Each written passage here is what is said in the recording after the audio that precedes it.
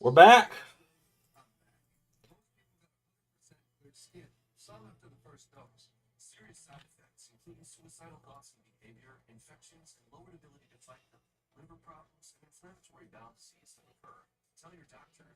We are back in the saddle.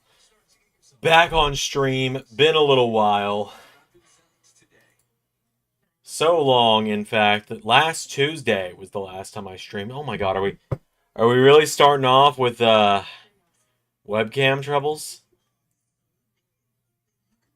Cannot believe that. There we go.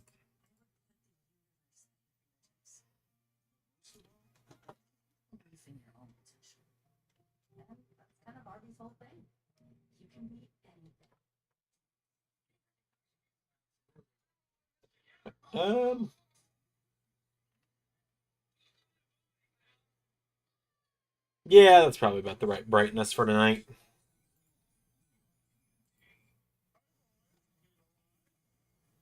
Oh, right, I should probably switch to USA Network.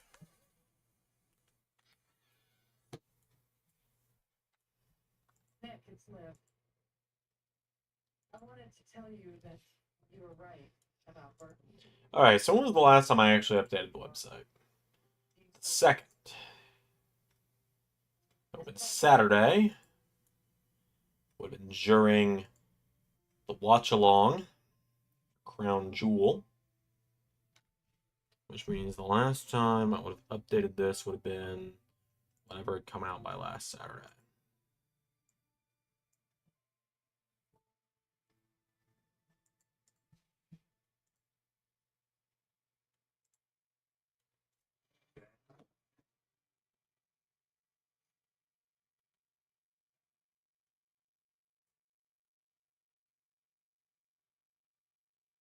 Oh, man.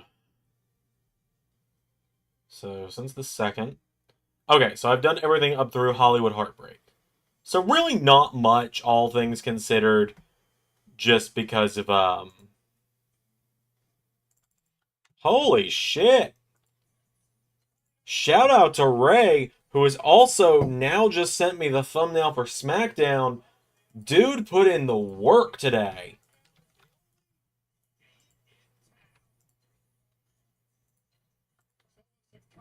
God dang trooper is Ray tonight. Put in the work. Like, he sent me the Dynamite thumbnail about 2 hours ago, which means he got the entirety of SmackDown done that quick.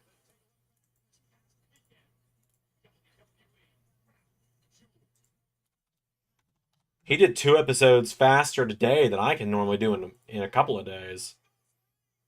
Hey, Pierre, good to see you. I am still going through it with a lot of stuff, and it's obviously stuff I don't really ever want to talk about on YouTube, because it is deeply personal stuff I'm going through, but I do appreciate all the kind messages and words and all the patience I've gotten from everybody. All the patience I've gotten from everybody this week on, stuff taking me a little longer to do, me not being around as much on the channel and stuff like that. It is greatly appreciated. I'm feeling better today. I've had a pretty solid couple of days. Essentially, to kind of give people a timeline of where my life has been in the last 7 days. Monday, I got some really bad news family-wise. Tuesday, I was kind of already a bit of a broken man on stream, and I was just... I disguised the election is happening, and I know a lot of people are stressed out, so let's play some Shadow.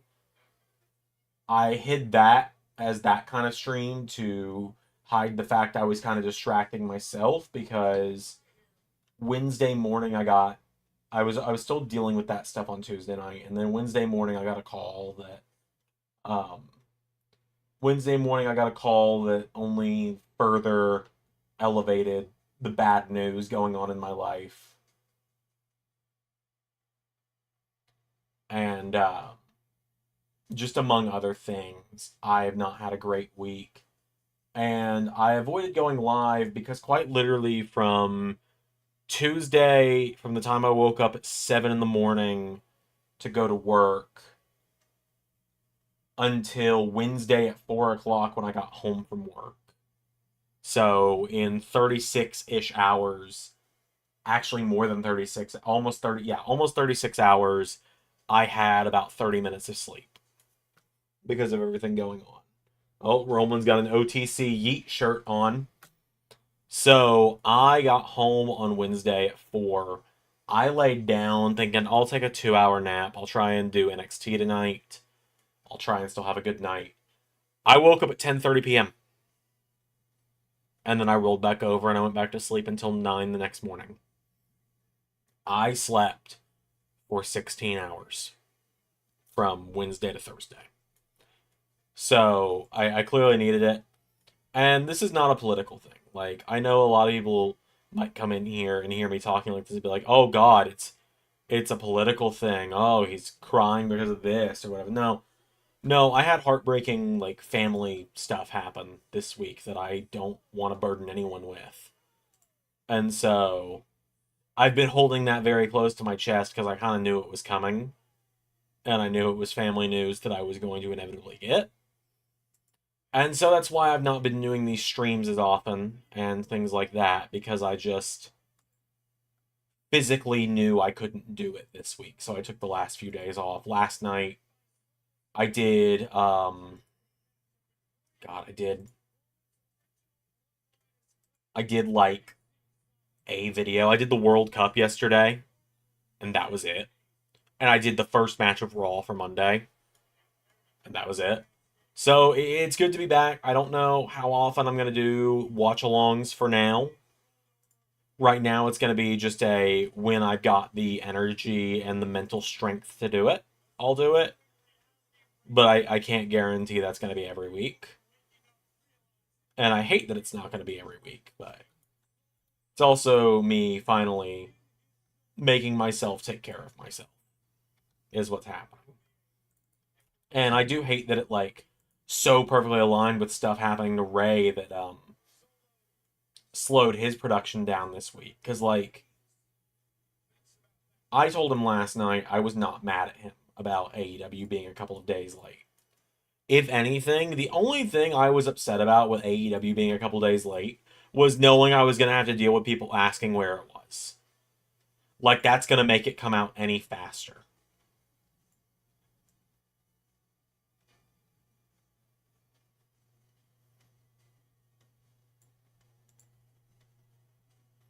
But the good news is I can finally update website stuff tonight after a while of not doing so, after almost a week of not doing so.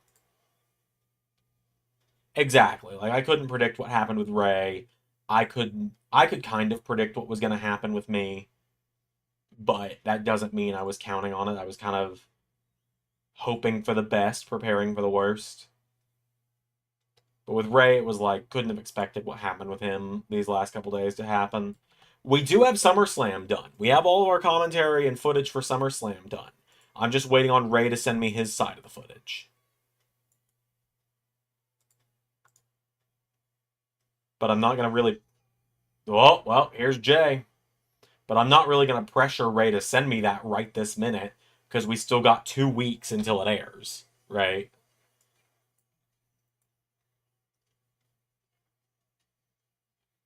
Also, just went and turned the AC back on. It's November, by the way. It's November. Why am I having to turn the AC on?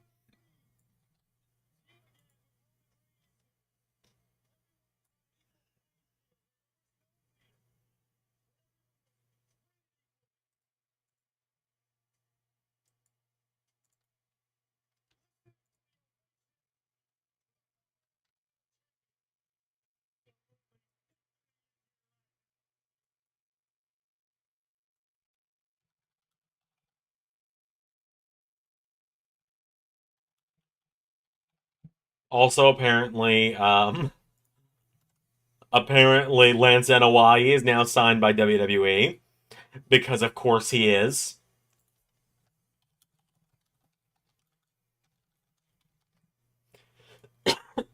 Excuse me.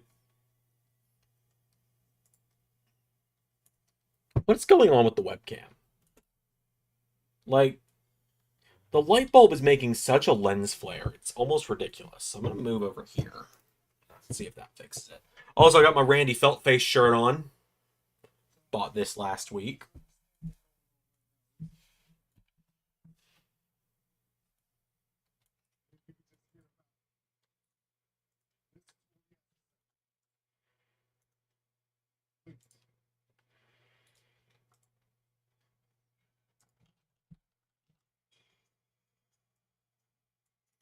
Here's Sammy.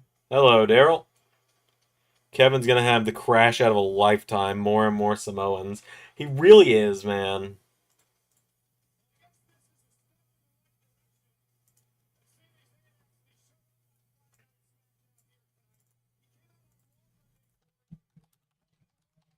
So I didn't do a watch along to SmackDown last week because I was at Randy's show, as I've mentioned. I didn't do a watch along to Raw because it was pre-taped in Saudi, and my friends asked me to join them for Baldur's Gate, and that was something I had so much more desire to do than watch a pre-taped Raw in Saudi. And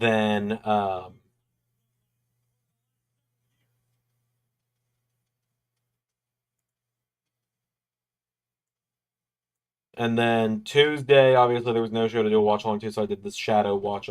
I did the Shadow playthrough, which was so sad but so fun, man. That game broke my heart at the very end with that Maria cutscene. Oh, that broke my heart. All right, I'm gonna shut up for now because we got Sammy and Roman together.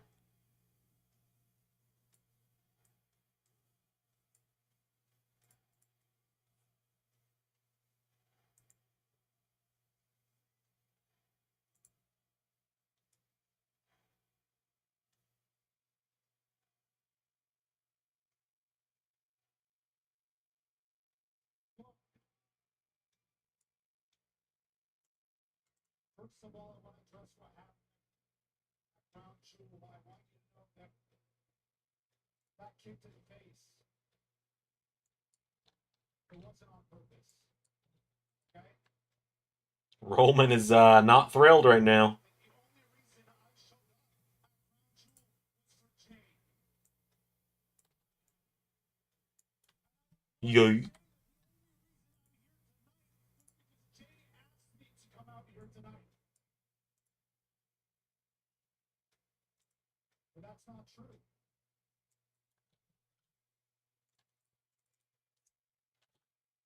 It's been a long time since you and me have been in the ring together, Roman. And I thought of all the things I would say. I thought of all the things I would do if I was ever in the ring with you again. But the truth is, at Crown Jewel, when it was the four of us for just a minute, it was special. It took me back to a very special time in my career, a very special time in my life, a special time with family.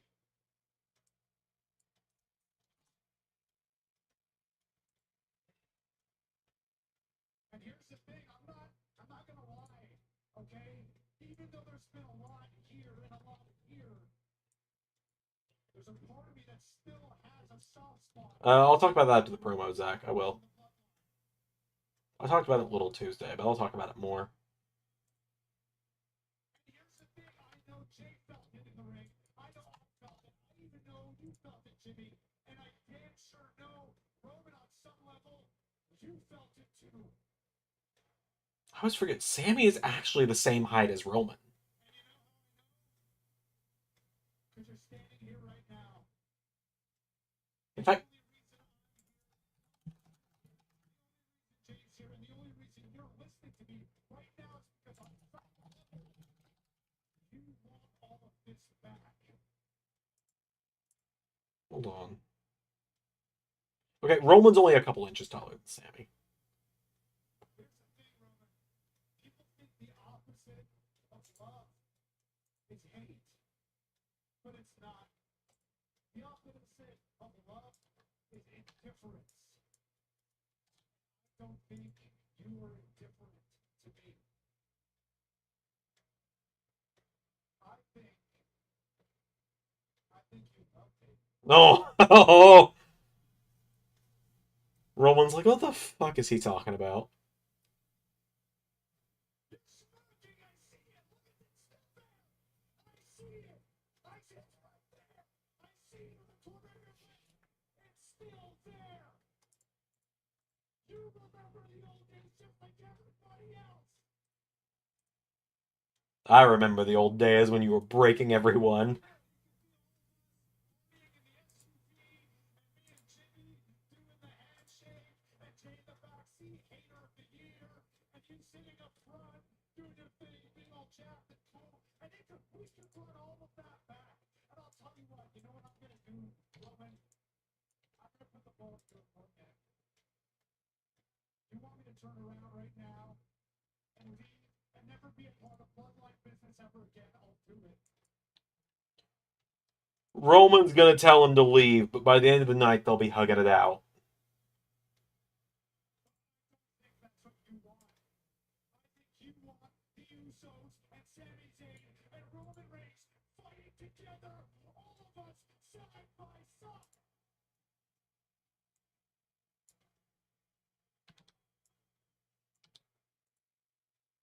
And if that's what you want, I'll do it. I just need you to do one thing for me.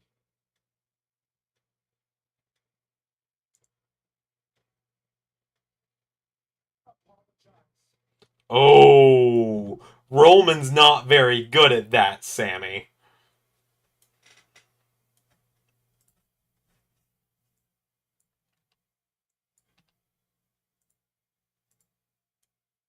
Roman's not known for his apologies, so to say.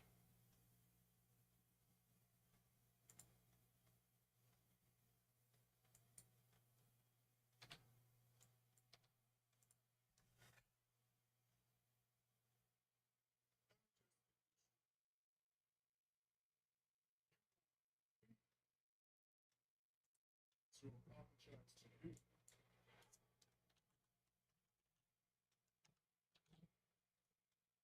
No,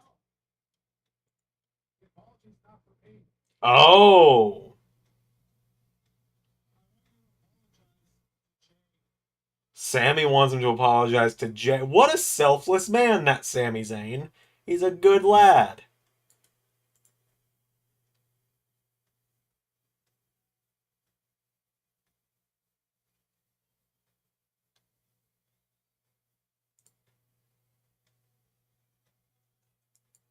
Good man, that Sami Zayn.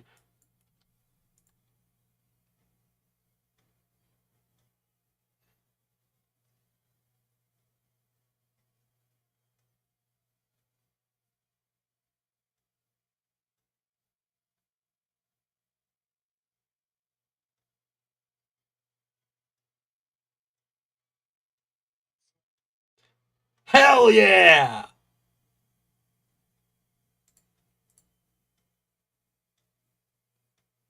I'm sorry that I ever let you waste my time with this. Oh, fuck off.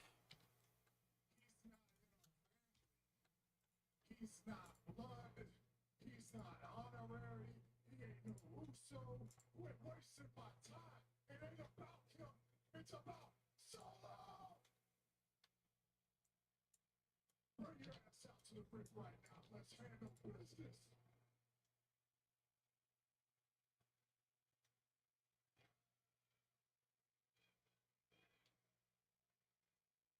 Sammy's walking away, obviously, not getting the apology that was wanted. Good.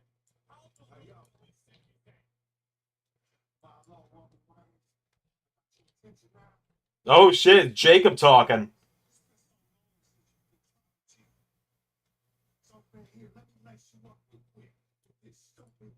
See, this is tribal chief. And then it's everybody else.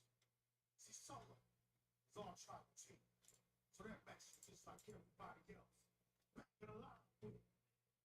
But Solo don't jump. You can tell him to jump. And he sure ain't moving. You say move. Get him. on its own time. Solo will come out there when the damn will pleases. So at the end of the day, you will acknowledge that. Hell yeah, we got a Jacob Fatu promo. That boy can talk.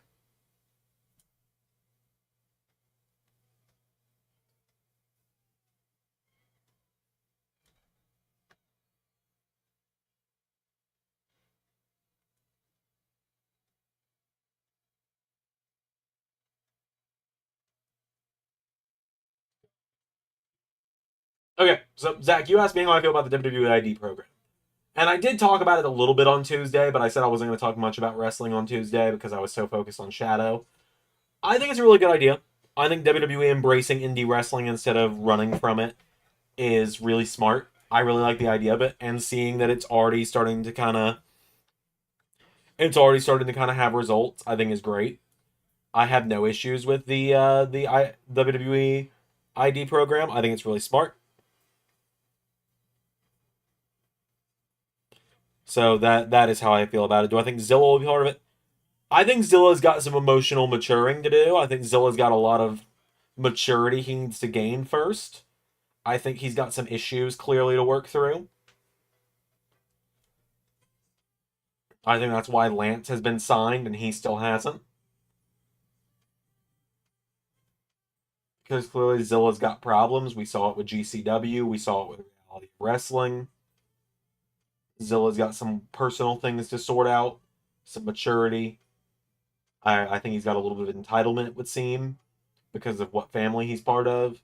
So I think eventually he will make his way to WWE, but not anytime in like it's going to be a little while. And if I'm wrong, I will be the first person to admit I'm wrong. But that is the vibe I've got.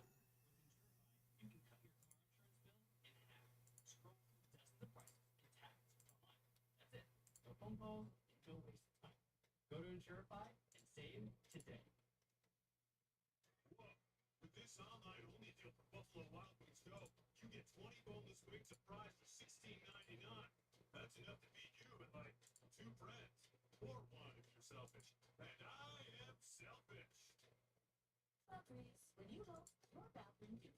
Oh yeah, Daniel Garcia, being the TNT champion right now, is going to be in the next round of the World Cup with the TNT title. I didn't even think about that. I just noticed that because I'm going through and doing the updates from AEW this week. The other side I could see him being in NXT for a bit like Solo. Yeah, I know that's what's going to happen with Lance as well. I feel like we got Lance, Hikuleo, and Zilla.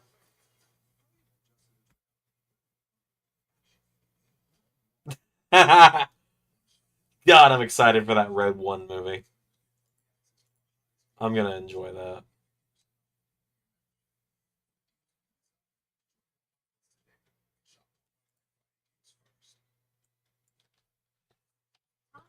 But yeah, we now know what the second round of the World Cup is going to look like on Endless Living Universe as of yesterday.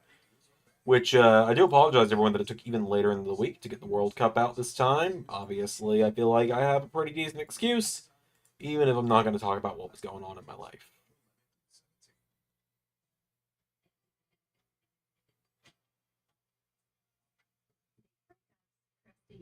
I'm the team mascot. Boy, am I running late. And if you don't have the right auto insurance coverage, the cost to cover that might tank your season. Get off it. To be better protected from mayhem, like me.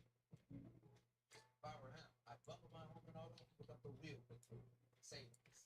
Are you talking about bundling? No, bundle. Oh yeah, AJ Danielson is going to cook. See them do Bloodline OG, Bad Bloodline, Bloodline NXT. I was making that joke in the Discord earlier today as well. Oh yeah, Jada McDonough got the shit beat out of him in the World Cup. Very much a top of the mountain to rock bottom this week for him, huh? Debuted on Raw, held up a belt even though it's not actually recognized as him being champion, and then got absolutely bodied by Jon Moxley.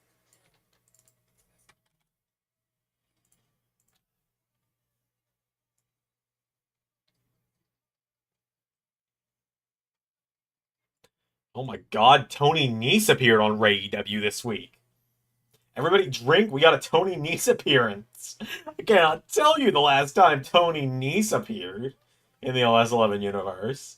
The premier athlete.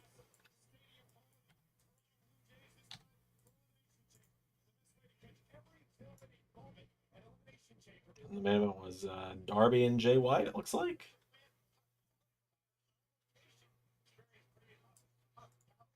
Speaking of Jay White, you guys getting Seth Rollins and Jay White in the second round of the World Cup. Don't say I've never done anything for you.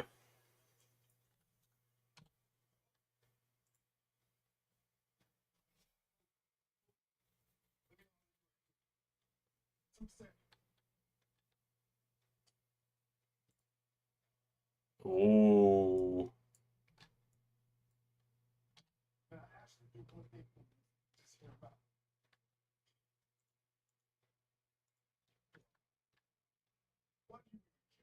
Tell me why you care about that. He ain't nothing to us.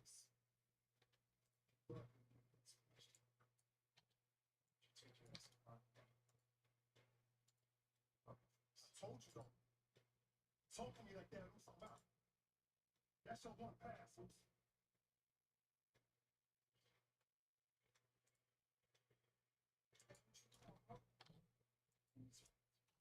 You pushing me too?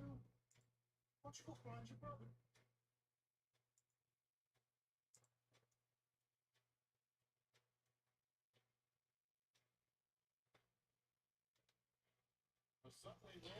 Was that match supposed to happen in the main series if Jay White had come to WWE? Yeah, Seth Rollins' IC title reign was going to be way shorter if Jay White had signed. Like, Jay White was going to steamroll through Seth Rollins at WrestleMania for the IC title in Season 5 if Jay had come to WWE. To WWE. Yeah.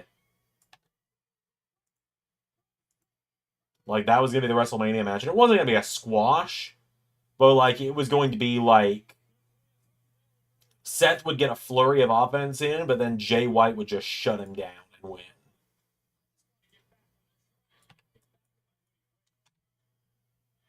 SmackDown is rendering. Hell yeah, Ray.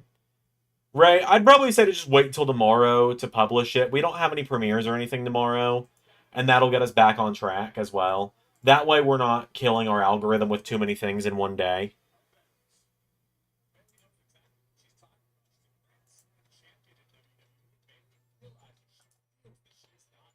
Like, I'd just have it go out tomorrow at like 11 in the morning or something. People are used to uploads from us at that point anyway.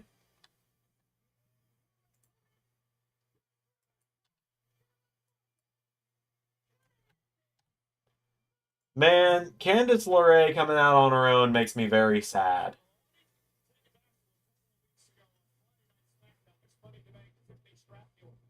Yeah, Roman is really bad at this babyface thing.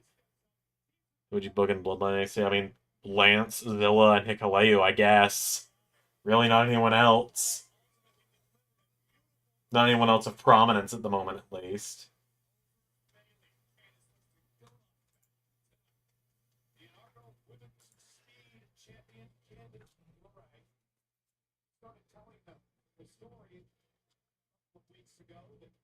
Candice LeRae believed that she was a role model, believed that she should have had an opportunity in WWE long before Bayley did. And Candice has been jealous of Bayley ever since. And quickly into a couple took the leg down and a kick out. I talked to Bayley a little bit about that today. And she said, listen, I looked up to Candice. You know, I watched her as a teenager. I went to some of the indie shows that she was at. I worked just as hard as she did to get to where I am today. But she was the only girl wrestling in California at that time that I was getting close to in training. So in some ways, she was the only girl that I could confide in and look up to. Oh, meanwhile, I'm glad Candice LeRae is getting consistently featured right now.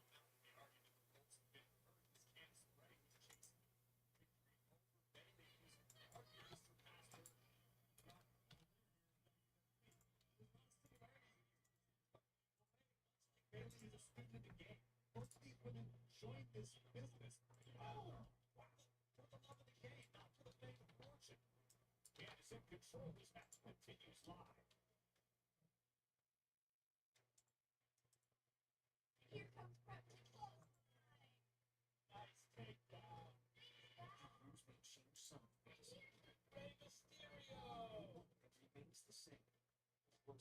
You think the New Day 10-year show is when Woods turns on Kofi? It is either when Woods turns, or it is when Big E returns, or it's when Big E returns and gets the boys back on the same page. Yeah, WWE releasing Tegan, Indy, and Corbin makes me very sad. Like I talked about it a little bit on Saturday, but that does just make me very sad.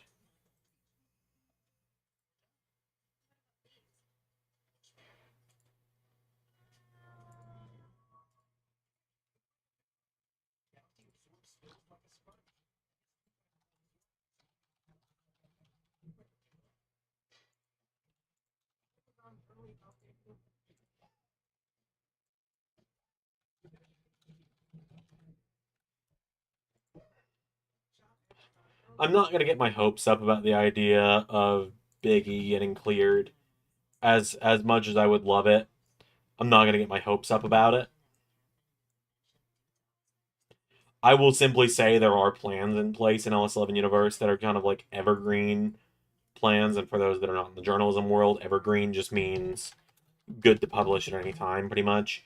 There are kind of evergreen plans for the idea that Big E could end up cleared one day.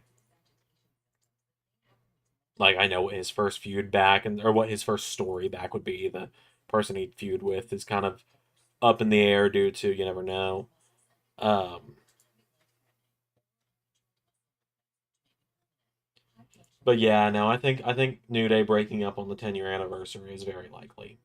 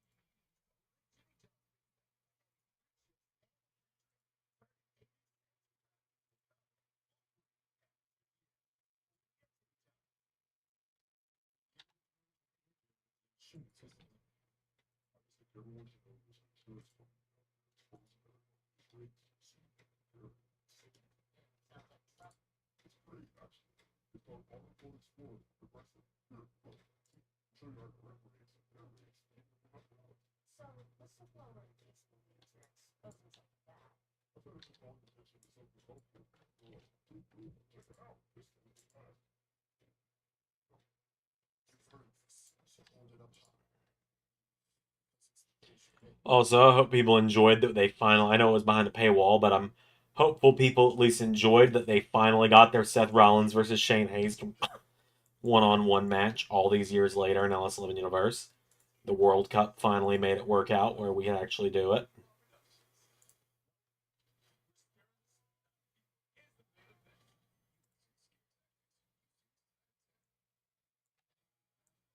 Seth Rollins is back.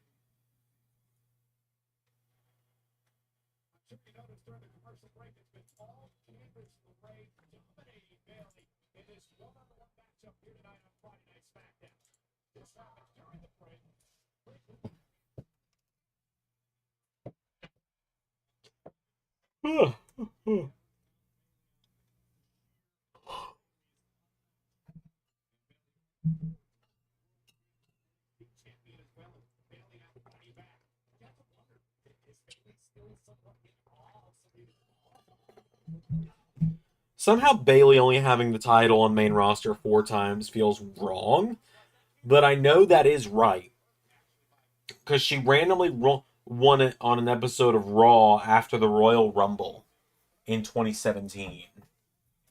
Lost it to Alexa Bliss at Payback or Backlash, whatever it was, in 2017. Didn't win it again until 2019 when she cashed in on Charlotte. Lost it back to Charlotte, turned heel and won it back, and then had it for almost a year at that point. Lost it to Banks and didn't win the title again until she beat Io at WrestleMania this year. So it's like I know she's only had it 4 times, but for some reason I think that almost all of her reigns have been long that it doesn't feel like she's only had it 4 times. That might be what it is.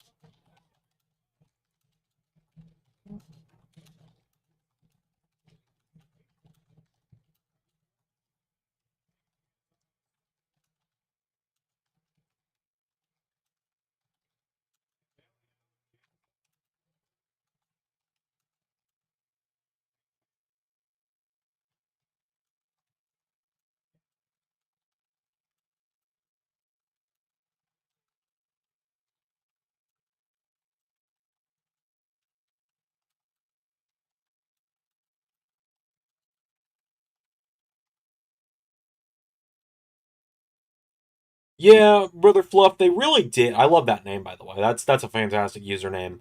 They really did put all their eggs in the Ronda, Sasha, Charlotte basket, and Becky as well. I'd say Becky as well. Like Ronda and 75% of the horsewomen basket.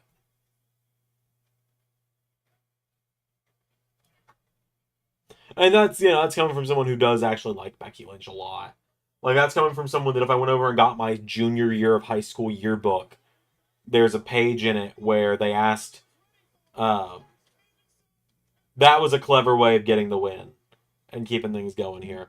But and this is coming from someone that if I opened my high school junior yearbook, if I could go find it wherever it is over there, and I turn to a certain page, there are pictures of juniors where they had been asked who their celebrity crush was, and forever printed in my high school yearbook in my junior year, my celebrity crush is listed as Becky Lynch.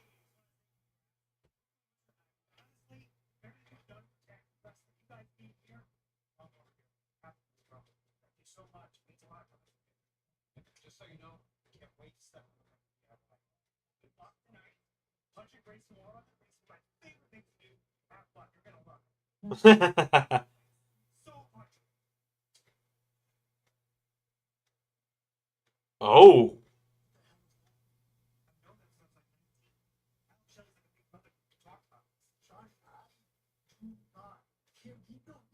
Those guys just got here and they took our spot and they took our title. The titles, then we got screwed out in the first place. But we never even got a rematch. I know. Champa is not dressed in DIY gear tonight.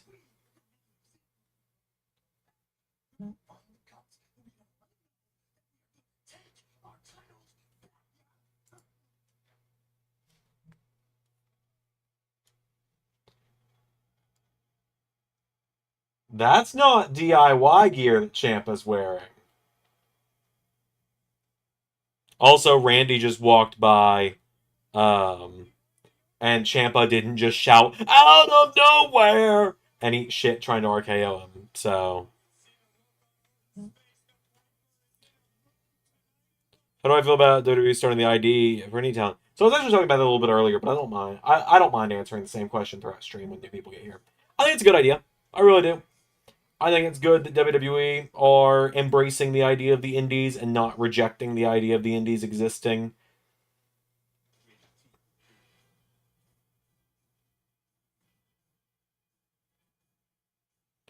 I'm actually pretty excited about it. I was a junior in 1995. Oh man, hate to tell you, brother, I am 24 years old, 24, happily married, and owner of a Randy Feltface shirt. I don't that last one's just I felt like I needed a third thing, and that was the first thing I could think of. Yeah, Randy is in a mood.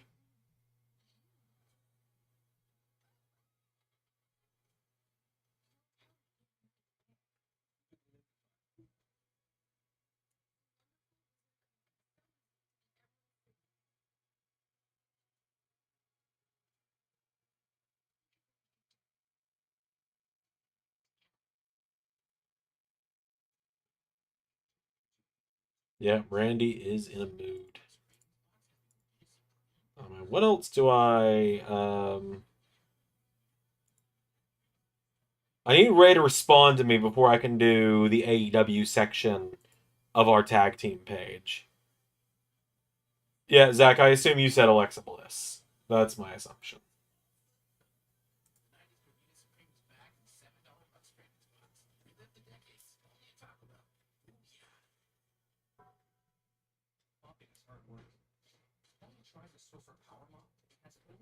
In fact, I'm kind of curious if I can find mine real quick. Hold on. If I can't get to it, I'm not going to worry about it. But, like, let's see. Is this it? I think this is it. 2017.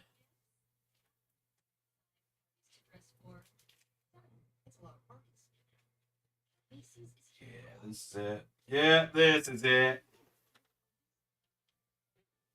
All right, let me keep it held low because I don't want to dox myself here of what high school I went to. Figure out how to show this off here um, without showing too many people that were in my grade or anything. Here, we'll do our best, but there you go. Becky Lynch from Xander Carver wearing a Seth Rollins hoodie and everything. I will not embarrass Ray or Alex by showing their pictures from this. But they are in this yearbook as well because we all met in high school. But yeah, no, in the 8 years since that picture, um, I look like a completely different person, which doesn't really shock me. You change a lot from teenage to adult. So,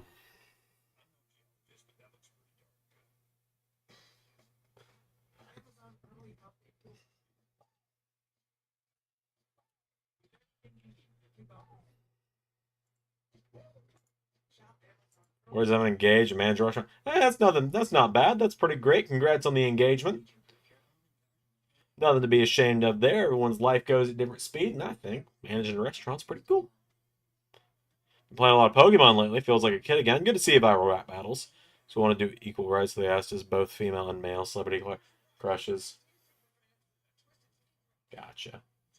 At that point, I would have said in 2017, I wouldn't have had a male celebrity crush. I probably would have just said Seth Rollins at that point or something. Nowadays, because I am a straight man who is comfortable enough to admit that he finds attractive features in other men. My answer probably would have been Sebastian Stan because I find that man incredibly attractive despite being straight and married.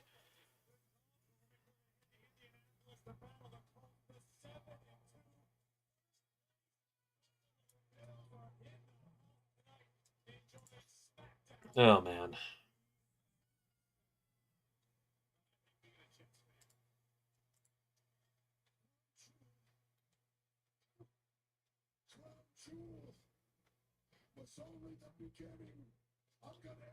You good, Randall Keith? You sound a little hoarse.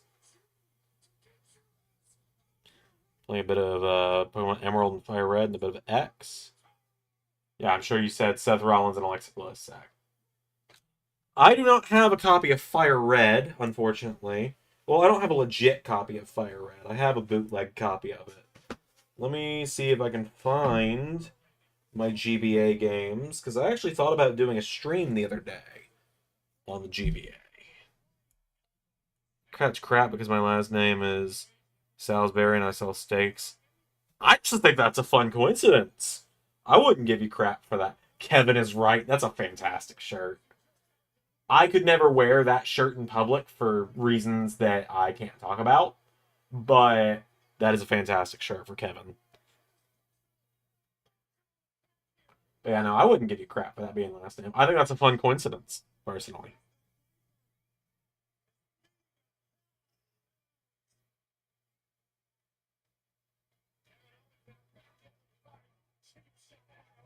I don't know where my GBA games are then.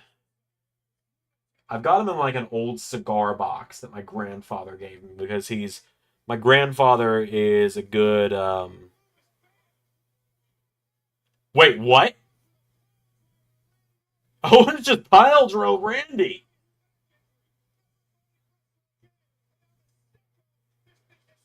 Oh my god. Who all we got out there? We got Jason Jordan. I think that's Petey Williams. Saw Nick Aldis.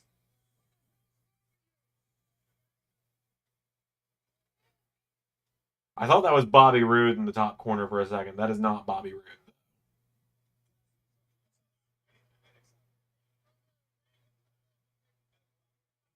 Oh my god.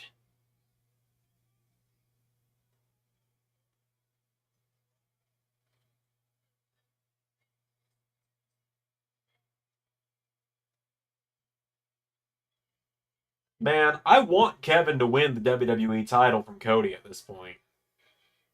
But I know he's not going to, because WWE, it was reported today, have no plans on Cody losing the belt anytime soon. Although I think he could do with trading it with people like Kevin Owens a couple times.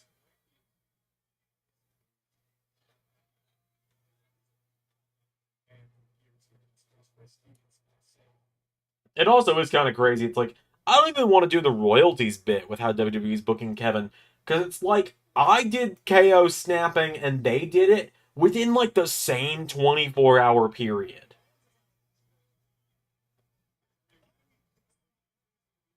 God, I recognize that guy.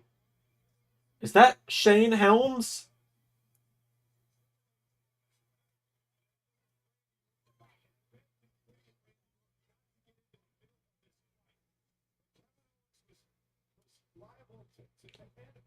Oh, and there's Cody, too.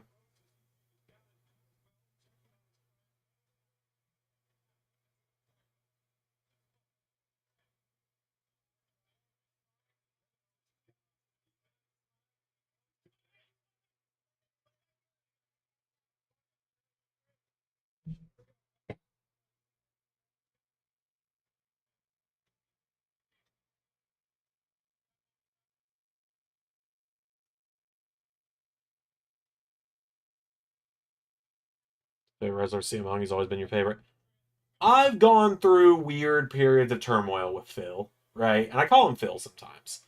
Not like he and I know each other and we're on first name basis or anything, but like, I call him Phil because of, I don't know if you've ever seen it, the JonTron bit from the Flex Tape videos. Um, Phil, you make me angry, Phil. That was just kind of how I referred to CM Punk for a while during all the AEW drama. Right, when I first started watching WWE, it was 2014, so I was still in I was going into high school. And when I started watching, Punk was already gone. He had already walked out because the Rumble had already happened. Now I was young and impressionable, and I didn't really know much, so I took WWE's word for it when they were like, "Yep, CM Punk betrayed all of you." I was like, "Oh, well, that sucks. Well, that sucks that guy just walked out." And now I know, like, yeah, he was pretty justified in it, right? And so I went through like a 2 year period of being like, man, I don't really like CM Punk for what he did to WWE. And now and then, like I grew up and I was like, okay, yeah, he's pretty justified. He shows up in AEW. I'm like, all right, that's cool. I'm all in on this. Let's see how it goes. And then, oh, crucial detail in all this: he blocked me on Twitter in 2015 when I was 15 for asking a stupid ass question. Like, he was purely justified in blocking me. Because, like, everyone, all these content creators, like, yep, CM Punk's got me blocked. And so I just tweeted, I was like, hey, CM Punk, why do you block everyone? Well, I got blocked for that.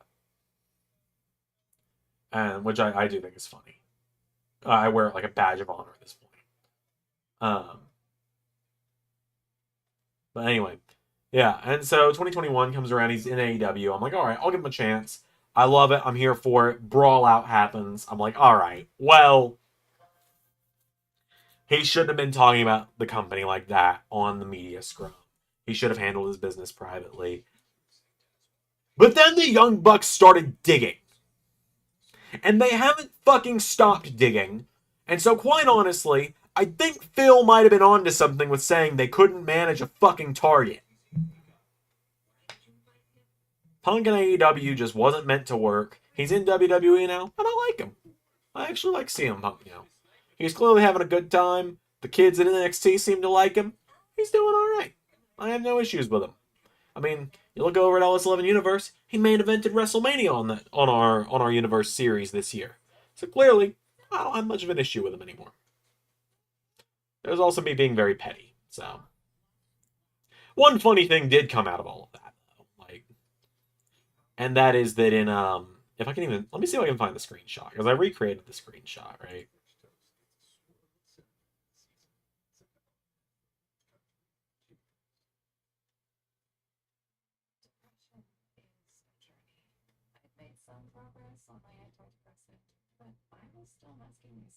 Do I still have the screenshot? I'm curious.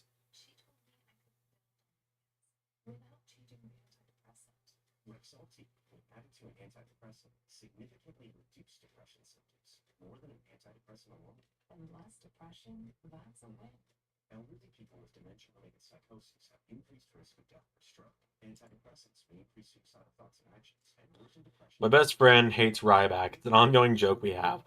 I'll have his call sometimes job to Ryback just to mess with him. I promise we're good. Dude, I refer to him as the Ryback because of Brian Danielson. Also, yeah, I recreated the screenshot with 2K19 way back when.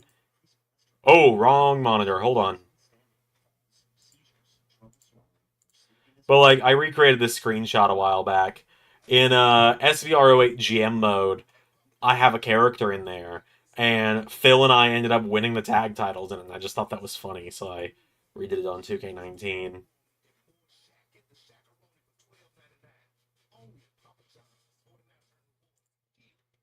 But man, my 2K19 screenshots are kind of weird to look at, if I'm honest. Like, nothing's inappropriate by any means, right? It could be maybe formaldehyde, which is used in taxidermy. Oh dear. What? Formaldehyde. Oh dear. What? I knew it. Oh dear. Oh dear. What? I knew an elf. But yeah, like, I mean, you guys have seen. I brought the Ryback into into Los Angeles wrestling as a rib to all of you, more or less. But like, here's kind of what my screenshots folder on 2K19 looks like, just so you guys can see. It's where I got like ARW renders for thumbnails to begin with. Like, there's Steve Harvey, Iron Man, Giovanni, Joe Hendry, and Joseph Connors showing up, winning the NXT tag titles. There was the Dusty Classic. Oh no, this was my pitch for the Dusty Classic, is what it was. This was my pitch for the Dusty Classic. Got more. This was when I had to reset the entire universe mode because my game just deleted it. And this is what happens. Like, this is what the people who want me to do CPU versus CPU would get. Saying right, I was saving my stuff I was working on. And then ARW stuff with Avalanche. The new ARW title. Right, when I got double champion entrances to work in 2K19.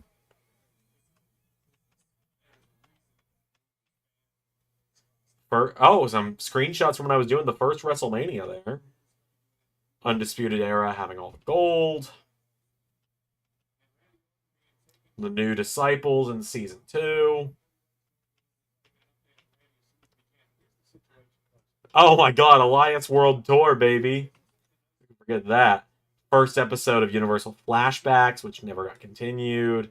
Second episode, third episode, ARW stuff. Fourth episode, The Arrival of Ilya. ARW stuff. The third version of The Disciples in Season 2. Xander Mania. God.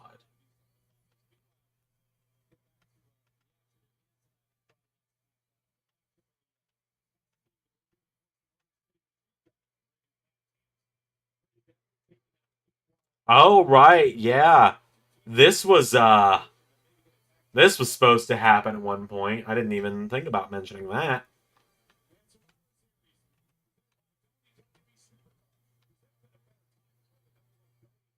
Yep, this was supposed to happen at one point.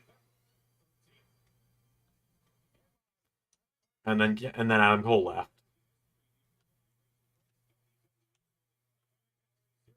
Why did I screenshot how many Hogans there were? Oh, right, because someone uploaded a bunch of Hogans one day, and I thought that was funny. Rated RKO arrived. The pain of dismantling the Undisputed Era. I don't remember what happened there. Mocked to win the TNT title. Oh, yeah, my proof Adam Cole was supposed to have his own briefcase at one point.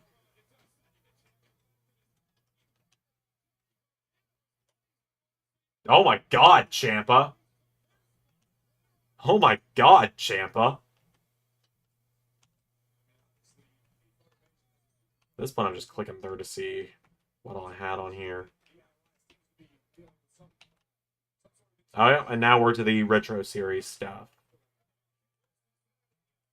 Now we're at Xander was doing TLC 29 or 2013.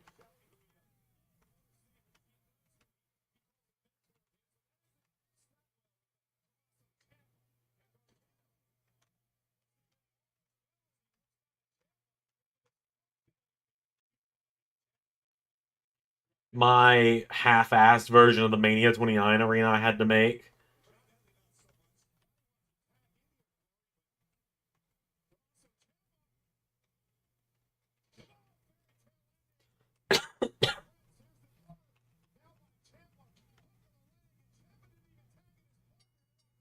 Jeez, they just had Ciampa murder him. I'm all in on them going full Blackheart Ciampa again, though. I'm all in.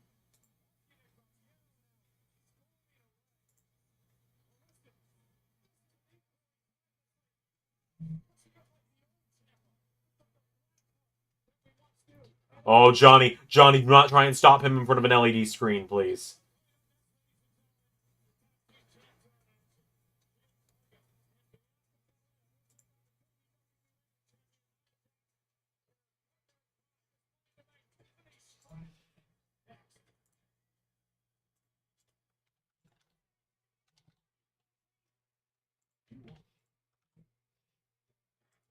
This is the last time City at the top.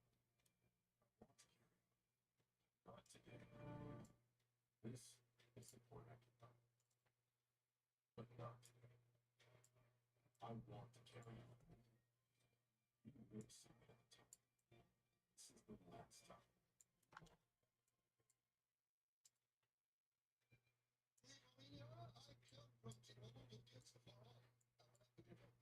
Thank you.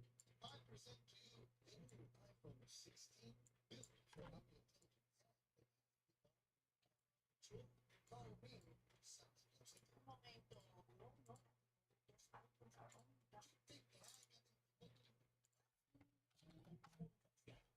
All right. Well, of all things, I'm actually doing.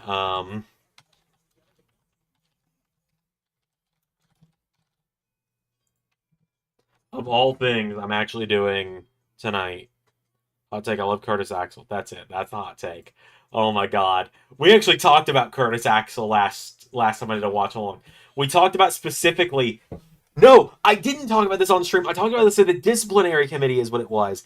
I talked about Gore and Perkins Task Force X and how it lives rent free in my head, and I want to make it canon to the LS11 universe. And I think it's just obscure enough and just undercard enough that I think I can get away with it from Ray. I think it's just dumb enough where Ray will just be like, Xander, just fucking do whatever you want. I don't care.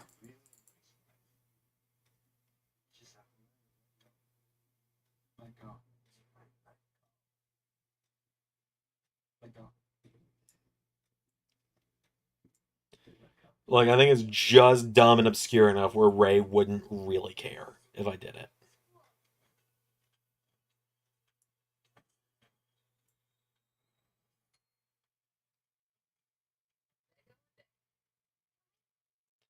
It's arguably the greatest Gore and Perkins faction of all time. Like, who could forget Leo Kruger, Johnny Curtis, Tyson Kidd, and Mr. Curtis? Like, who could forget? It is the greatest Gore and Perkins faction of our generation. Task Force X. Like, it's so dumb, but it was so funny. Like Pierre's mentioning Empire. Empire was after my time watching. Like I like Goran Perkins. I think they're great guys. I'd love to do some kind of collaboration with them at some point. I've thought about trying to get them to do like guest analyst roles or something on a kickoff show or something at some point. I'm very bad at reaching out to people. Simple as that. But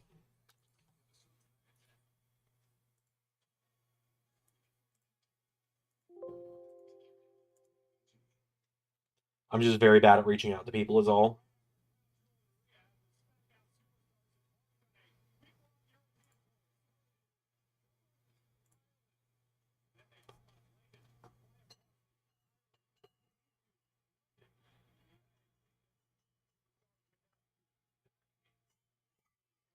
Oh man.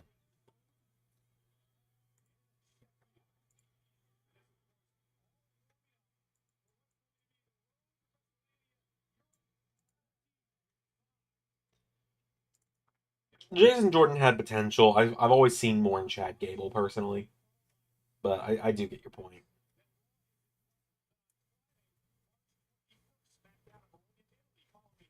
Weekend's live events. And then we head to Monday Night Raw. Scotland, SmackDown, Friday, March 28th in London at the O2. Weekend full of live events. And we wrap things up with Monday Night Raw live in London at the O2. Tonight we are still in the United States. Buffalo, New York is the scene, and this increasingly familiar sight. Yo! Oh! Whoa! Oh! Hold on! Hold on, Corey! What did you just call him? Did you just say chief without a tribe? No, I'm not saying I want royalties for this clearly incredibly amazing idea that I came up with and you absolutely stole from me. I am just saying that there should absolutely be a check in the mail the first of every month because I've been calling him the chief without a tribe for nearly 2.5 years. I guess that's royalties. I guess that's what I'm asking for, Dad.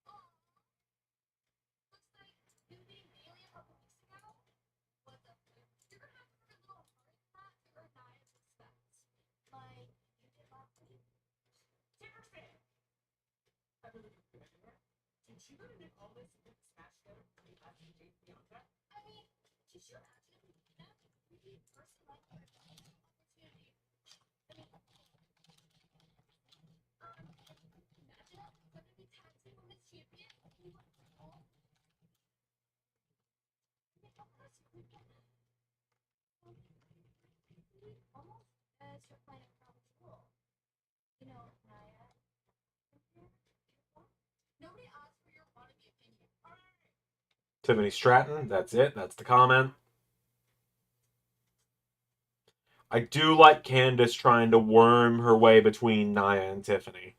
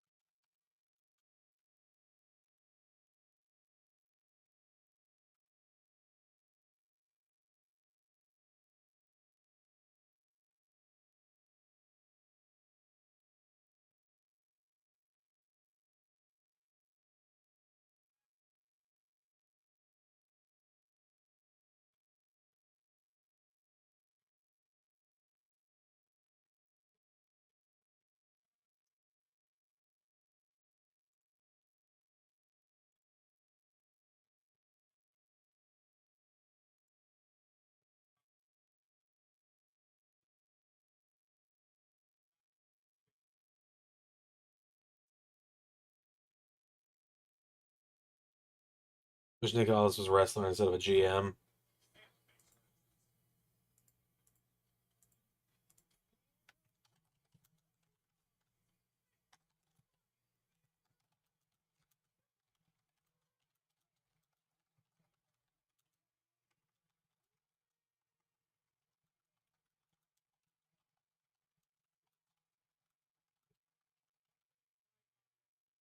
If you own WWE for a week, what would you do slash change? Oh my god. Women's mid-card titles would be the first thing. Um, Women would be getting more screen time for sure as well. That's the big thing. That's my big issue with Triple H's booking. And the main event scene would become more diverse. Like, you'd be seeing the Street Profits a lot more often. You'd be seeing. I know people aren't the biggest Omos fans, but like, you'd see Omos featured in some kind of like attraction role more than anything.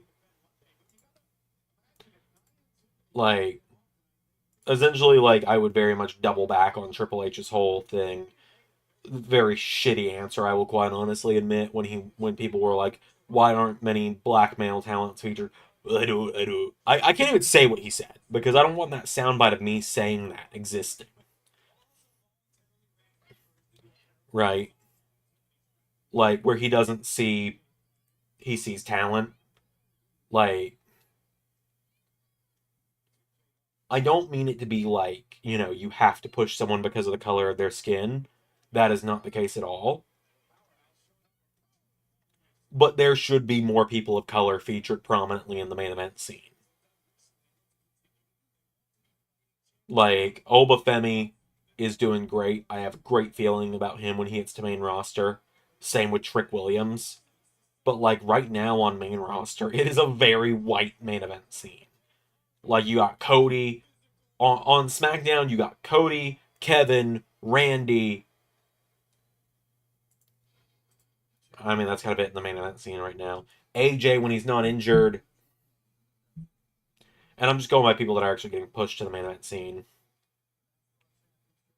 Like, you got Cody, Kevin, Randy, AJ when he's not injured, and then the Bloodline, who are Samoan. So that's a little different. But then over on Raw, you got Seth, Seth, Gunther, Sammy, Bronson, Punk. Priest is Latino. I'll give you that one.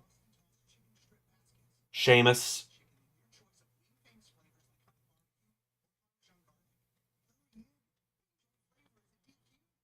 Like, you got guys with so much singles potential, like Xavier Woods, like Apollo Crews. You just got to give him a good character. You got to give Apollo Crews something, and he could work. The Profits, they've been so lost. The Profits and Lashley had potential, but it really felt like the sum was not as good as the individual parts.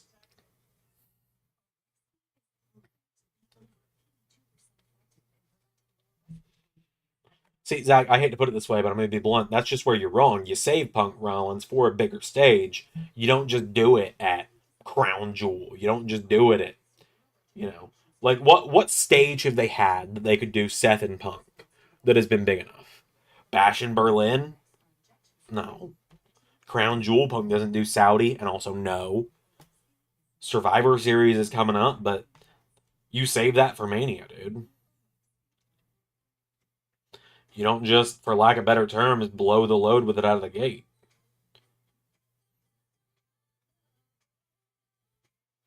Andrade is another one of those guys that'd be doing more if I was in charge. They've got some of the best talent in the world, but it's such a small set of people who are getting their turn in the main event. Also, Logan Paul will be fired immediately.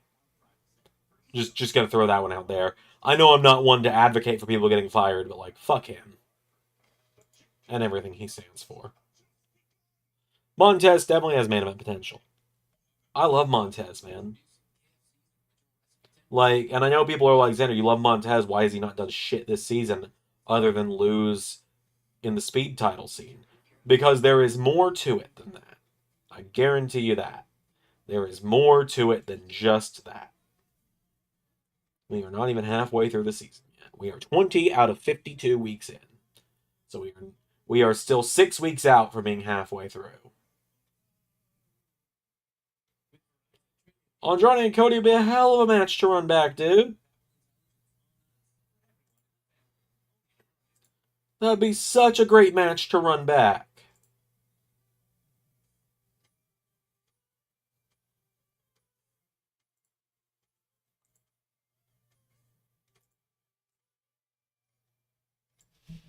You kidding me? I'd love to see that run back.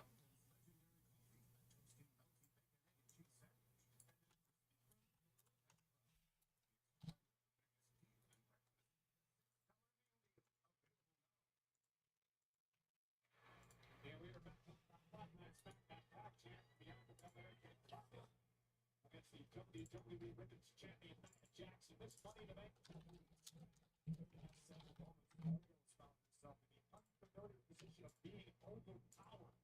More Dragon Lee. I know he beat Gable, but still. Oh, yeah, we need more Dragon Lee on our screens.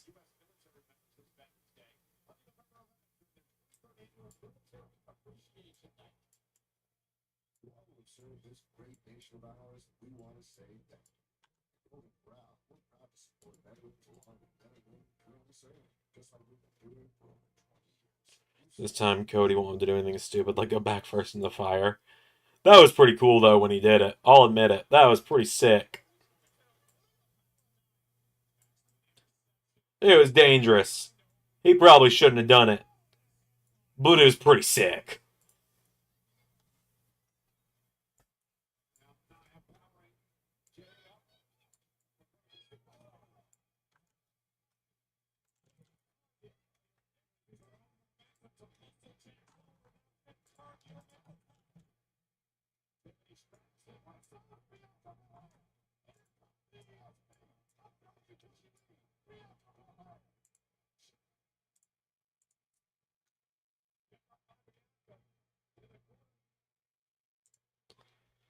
Oh man, this show has flown by so far tonight.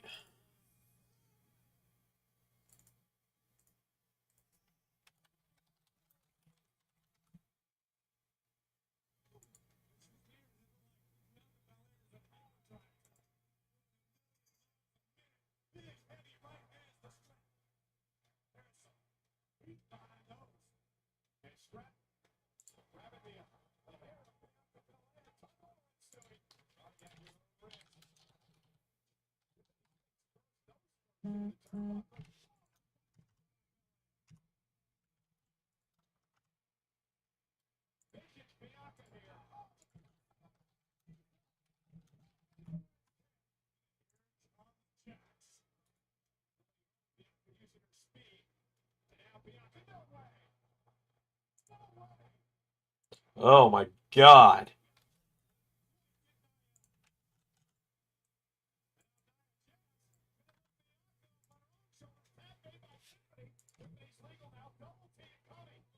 We need women's mid card for the main roster titles. NXT already has it.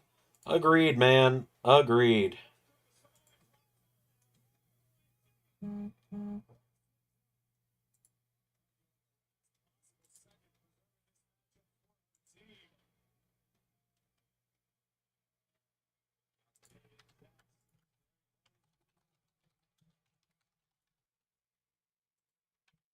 Like, could not agree more. Oh, something big trucks in the women's division right now.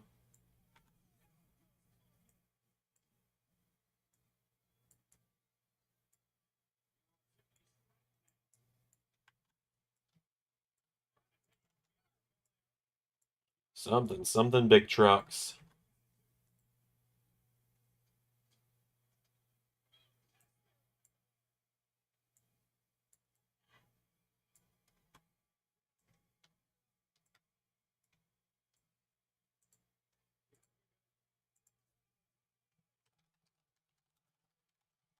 Oh, and there's Candice LeRae.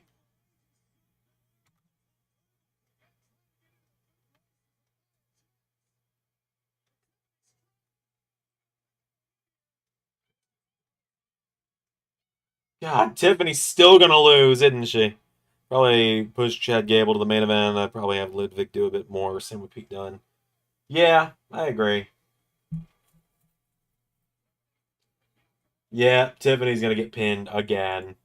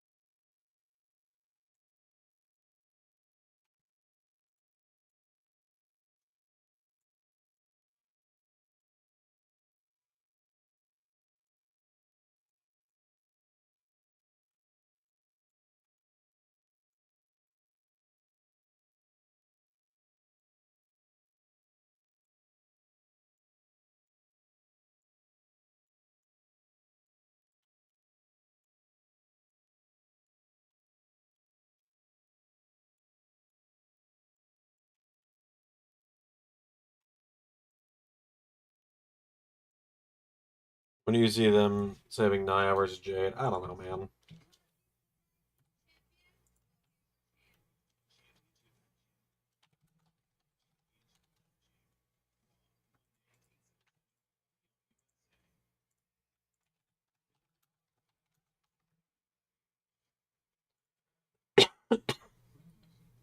I do apologize. I've been coughing so much lately. I'm still getting over the strep I had a few weeks ago. It has been a battle.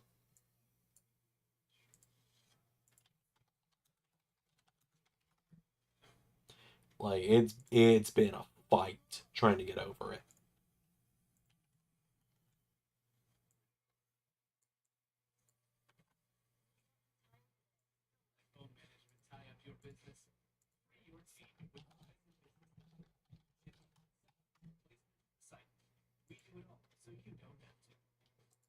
My kids can't hide anything from me. Especially when they've been using toilet paper that doesn't hold up. Oh.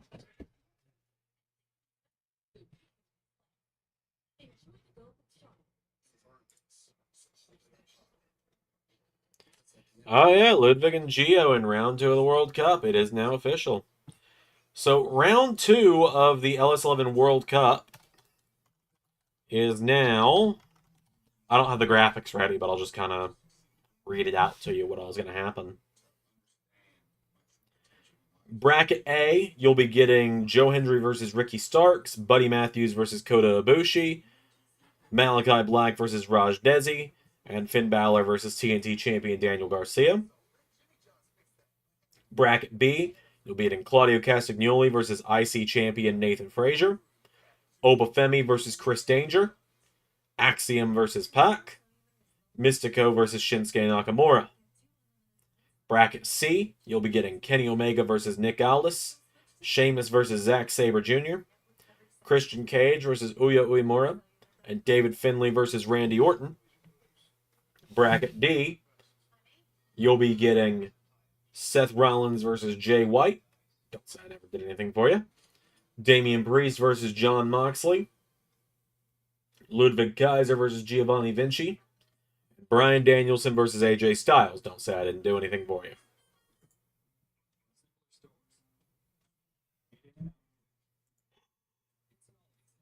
Feeling healthy by leaps and bounds. Making a dinner that makes their full day.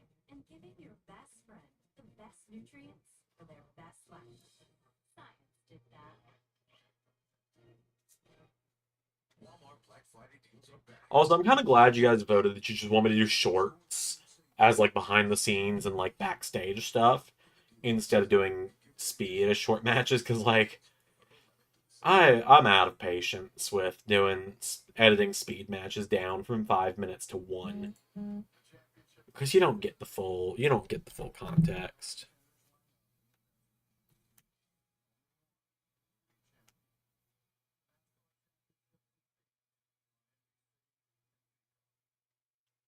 Oh yeah, Bracket D by far has the best second round.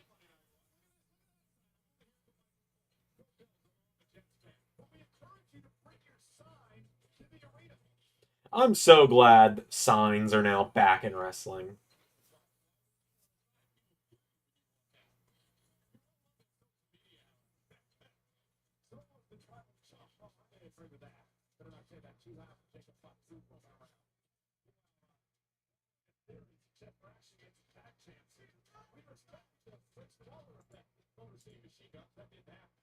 Disappointed as we all may be in the lack of the Grayson Waller effect talk show.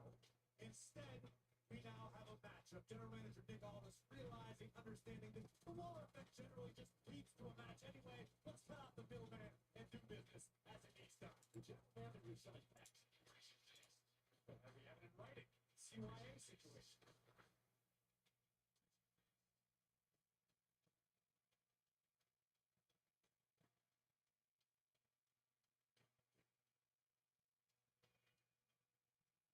A-Town Down Under.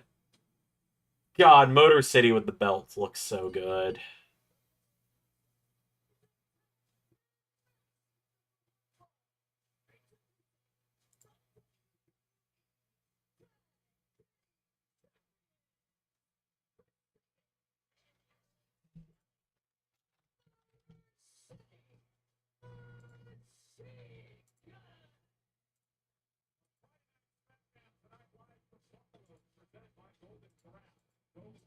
You think it's more likely triple threat or just Rollins Punk? Triple threat.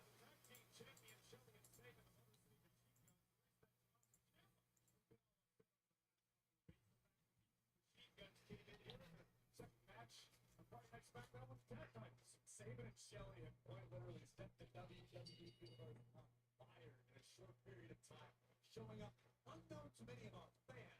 But as I said numerous times, there's a good chance that Motor City Machine Guns are your favorite tag team. And I would include Waller and Theory in that. Waller and Theory are students in the game. They study, they watch. They're WWE tag team champions on their own. Machine Guns. Yeah, it's gotta be the triple threat.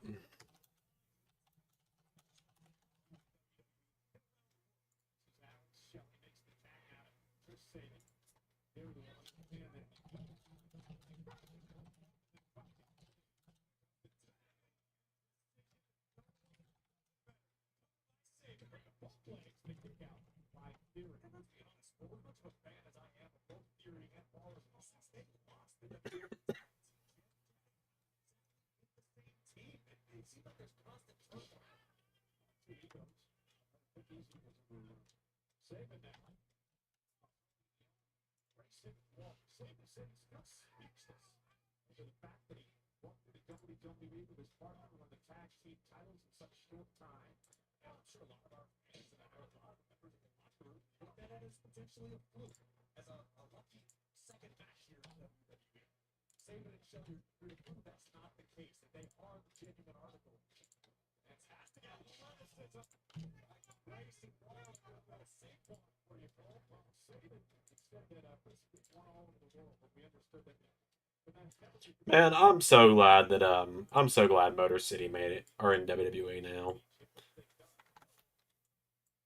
Like, I believe I've earned the right to say, you know how long I've been waiting for this?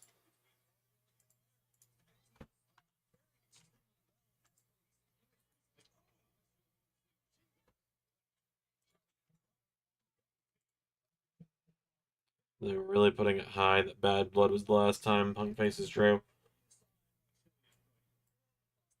And now I think we still get the triple threat, Zach.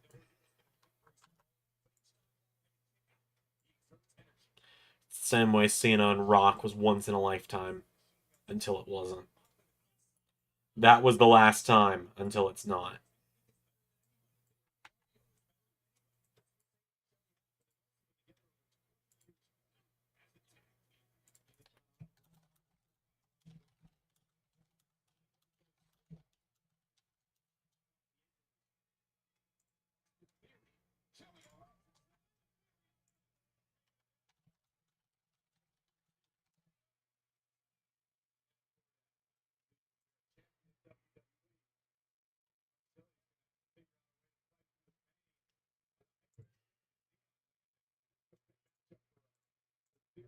Finally going to actually get NRW put on the LAW section of the website. They've not been listed as champions in almost a month now.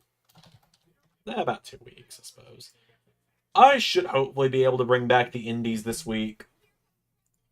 Of course, I'm not going to be in the indies anymore. I am recovering. I don't know if or when I'll ever be back at this point. They're not clearing me, so I'll be kind of watching from the sidelines for the next foreseeable future.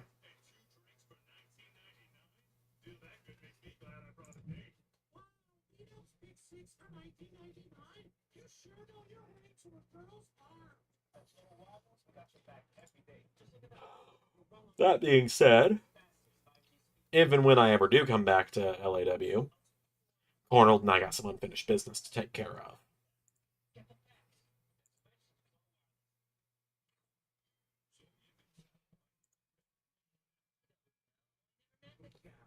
God, I love that they're playing like the classic Eminem Santa commercial. I love that commercial.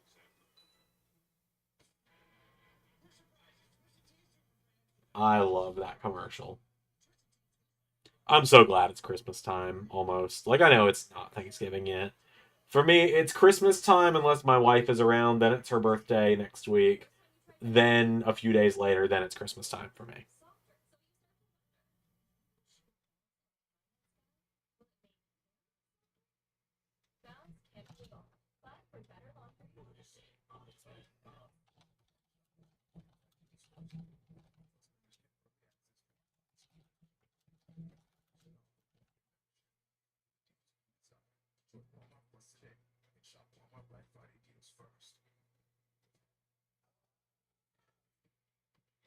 Yeah, it's currently 1-1. We've had once in a lifetime and twice in a lifetime. At this point, we got to wrap it up with thrice in a lifetime, I suppose.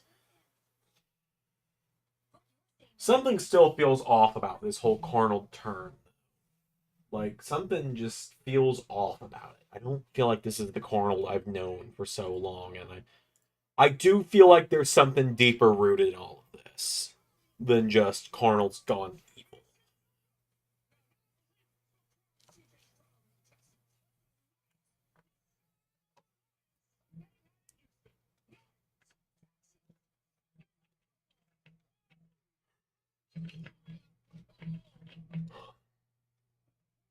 Team champions, Theory and Waller, doing a great job isolating Alex Shelley of the Motor City Machine Guns. And Shelley And that assumes I even ever get to come back to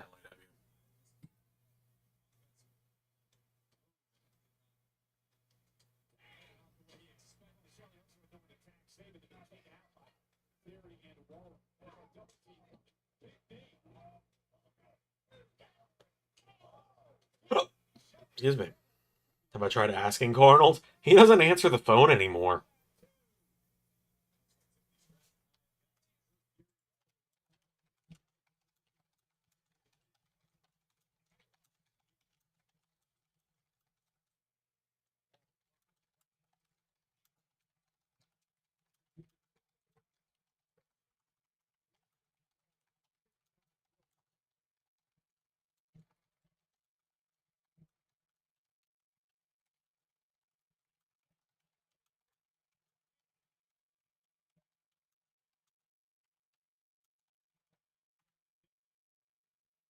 Is it a futuristic phone? You know, I don't know, Pierre. I don't know.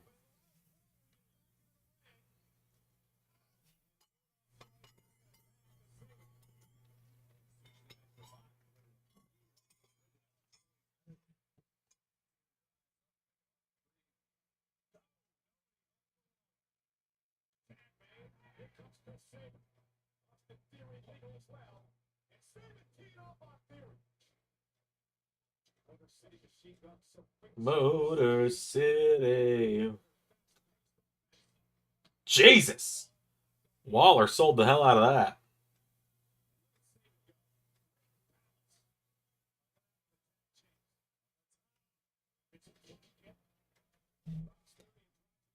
Yeah, it does feel weird to hear Colsa saying Shelly and Saban.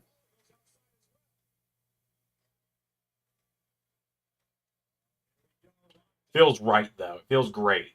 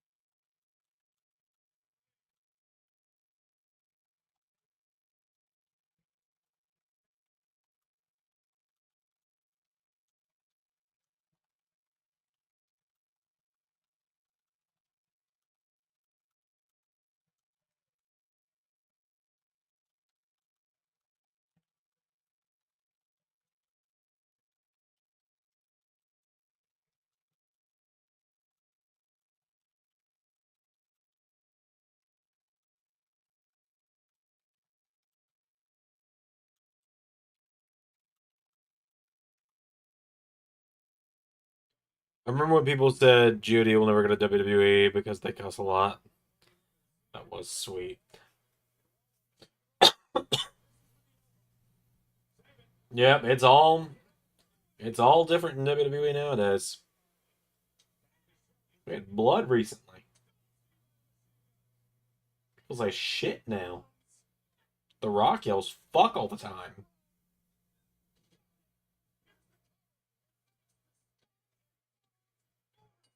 Skull and Bones, that's the name of their tag finisher.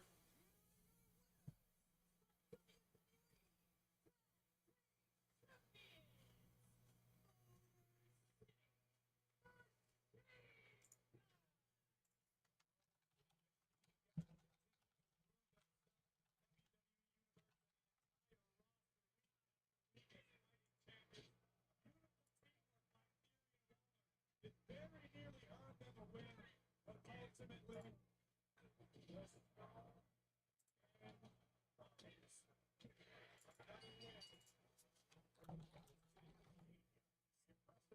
their career here on Friday Night SmackDown. Save it. Shelley. Almost continue here in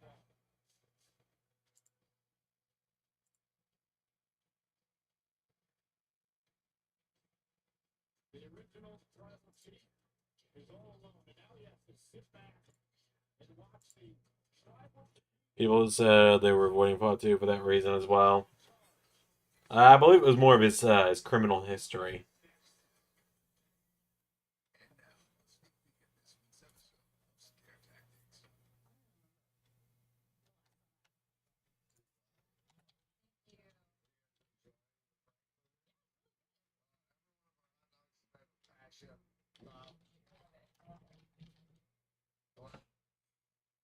Sweat and tears.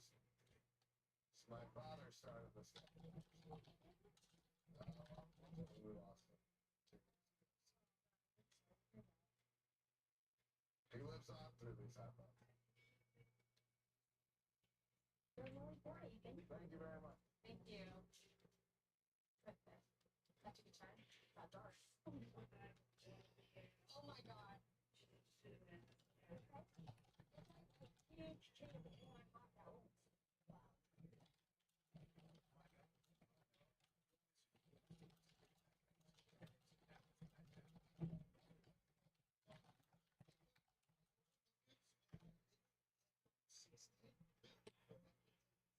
Oh yeah, he does. That's part of why I like Triple H. He's got his issues. He does. I'm not gonna say he doesn't. In fact, he's got a fair amount of issues.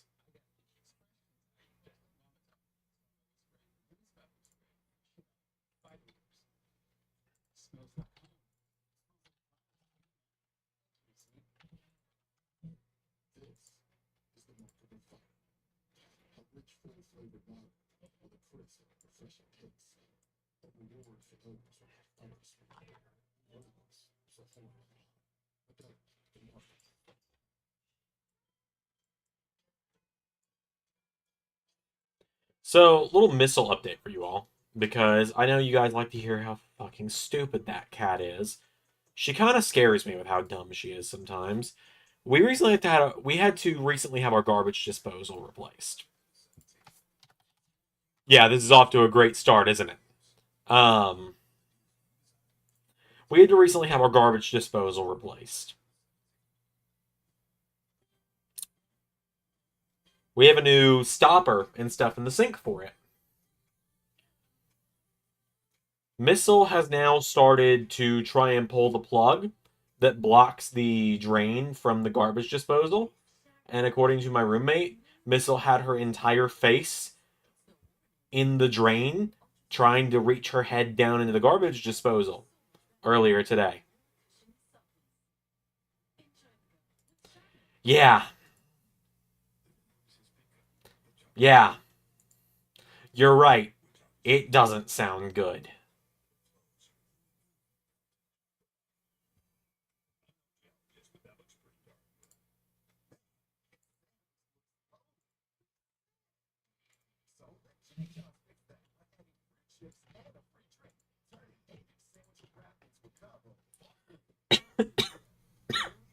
Excuse me.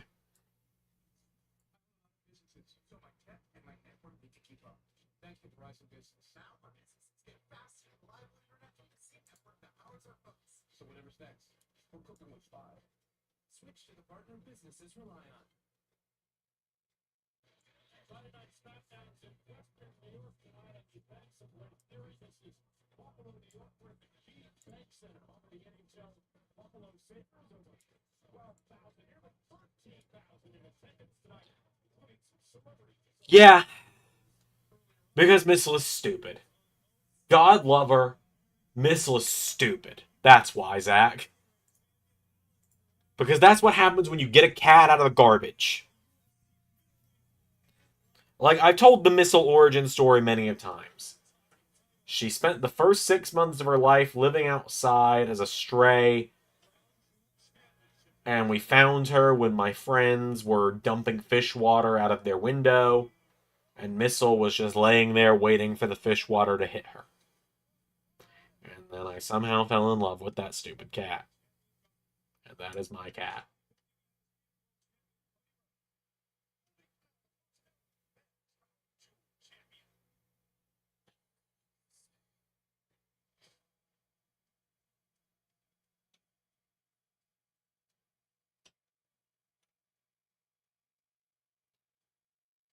She's a baby, but she's a stupid one.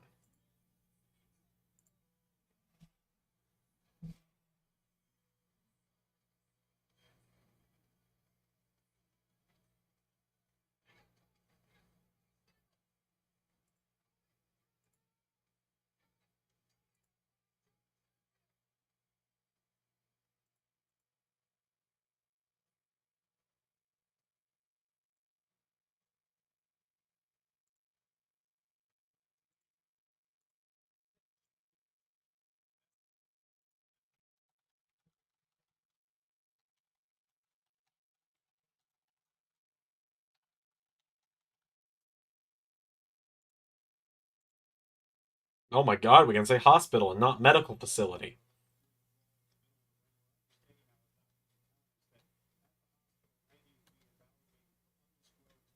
Cervical injury. So stay tuned to WWE social media for all the latest.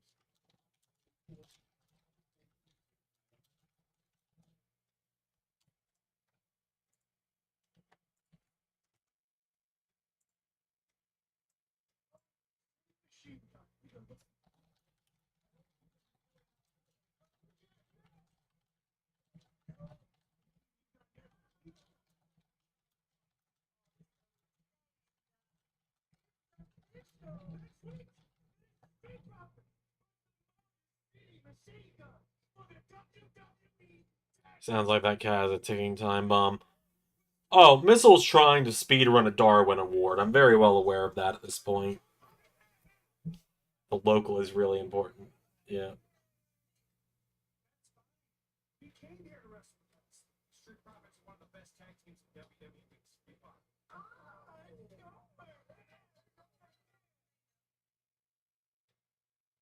y'all handle real fresh.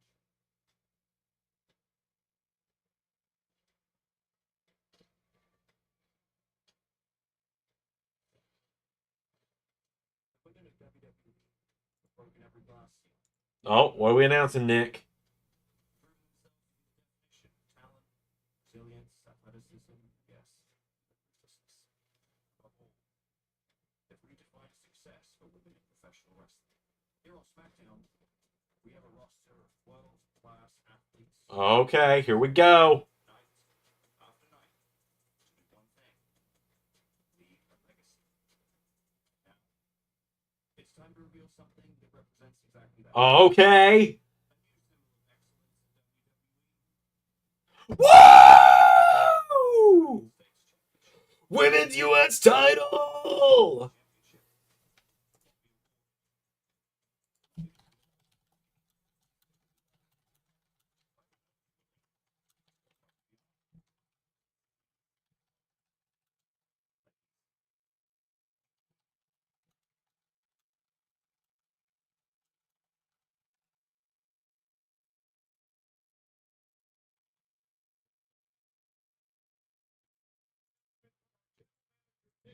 Woo!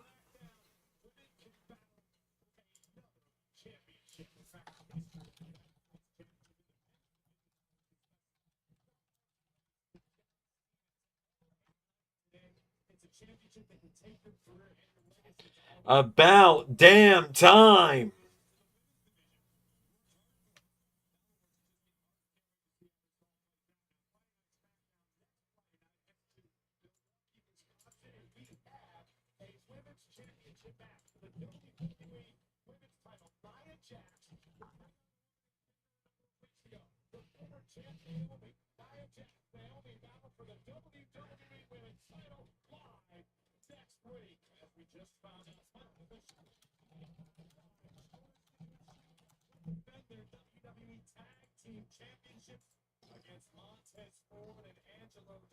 The sad thing is, I kind of deep down have a feeling we might see the Profits cheat.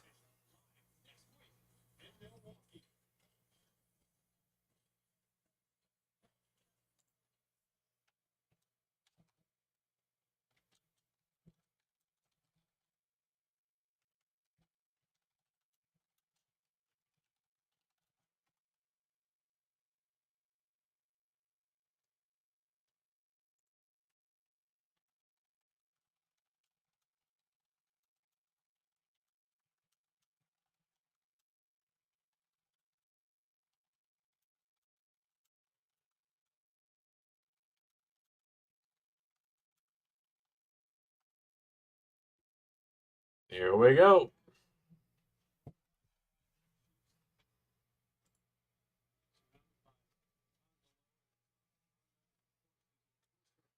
Yeah, bad bloodline, the Forsaken, whatever you want to call them. Man, I am excited now. I actually feel a little revitalized. I think getting back to streaming is exactly what I needed today, because now I actually feel revitalized to do Raw tomorrow and to do NXT and main event.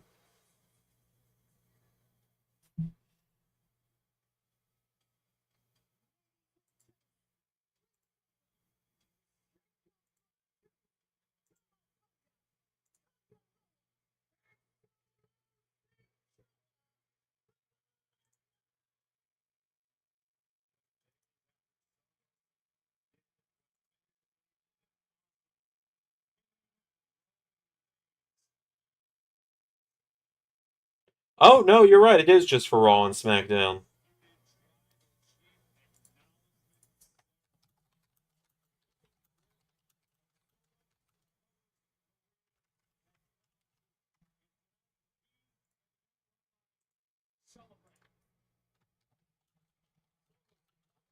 Oh yeah, it is new.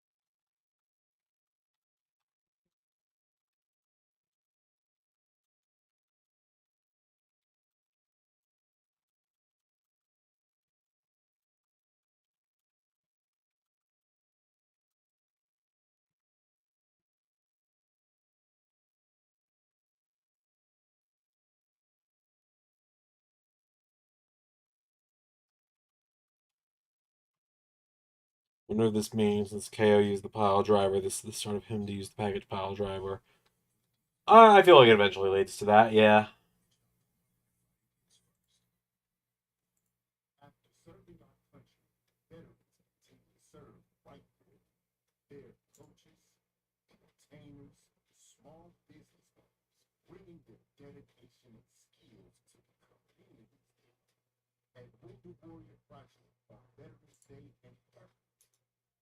I think we still will get a women's IC title. I think something will happen.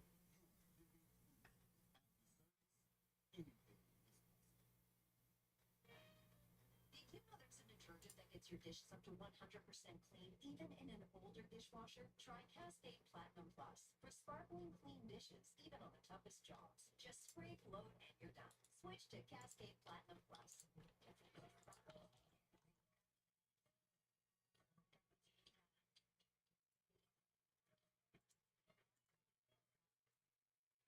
Oh yeah, it's gotta be Sammy that takes the first package pile driver. Sonic Smash, love the creamy queso. Hand smash patties made to order. Get some cheesy love letter to your taste buds. Now back to the real emotion. New double side queso smash, part of our smash lineup. Want to be like me? Oh, everything. It ain't my dad's razor, Dad. This green bar releases trapped hairs from my face for the ultimate Gillette shave. The 3 for Me only at Chili's is now available with the all-new Big Smasher Burger. Pound of hot, nearly half a pound of beef. Or you can settle for just some other burger at a drive-thru. Anyway, gonna need some room, because the 3 for Me still fills up the table with the bottomless drink, all the famous Chili's chips and sauce you can eat, and it's still the best deal around at just $10.99. See you later, drive-thru burger. Chili's 3 for Me is the best $10.99 you can eat.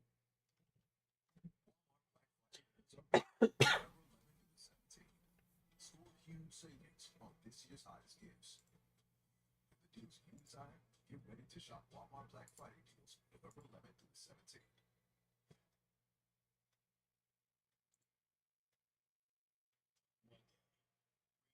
Champions, new #1 contenders. What's in store on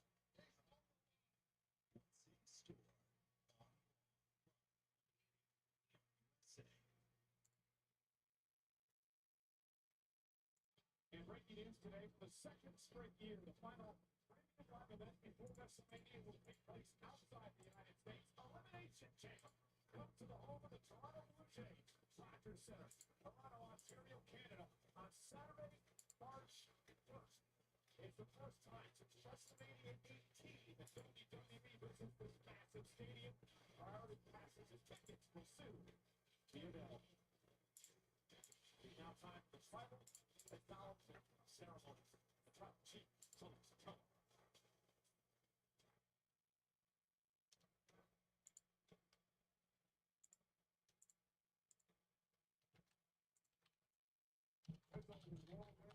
This song.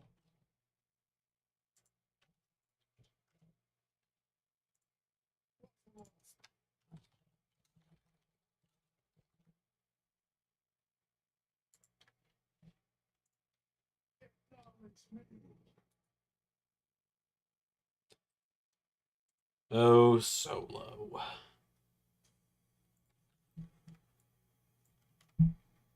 Here comes Roman.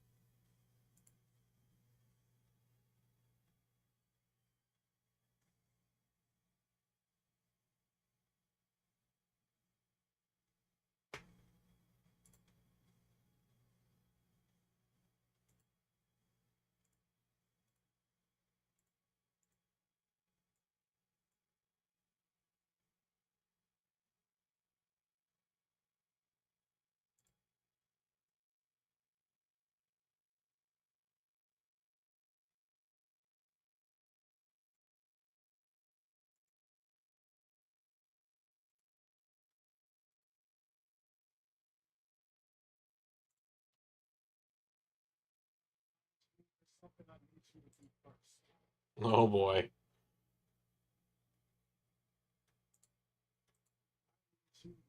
To acknowledge me as your undisputed tribal chief. Yeah, I don't think that's gonna go over well.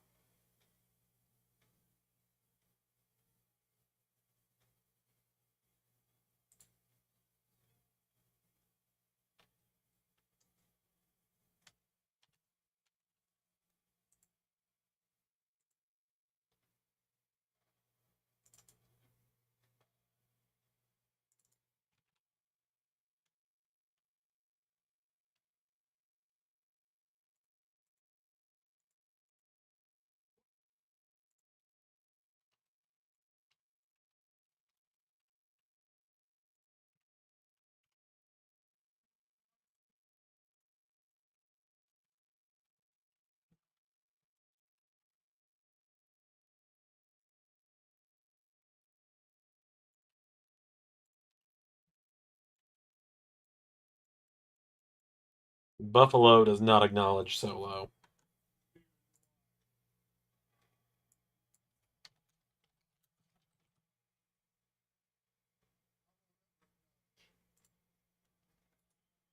I'm here to challenge you.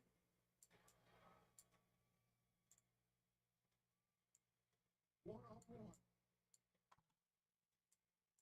Winner is the only tribal chief.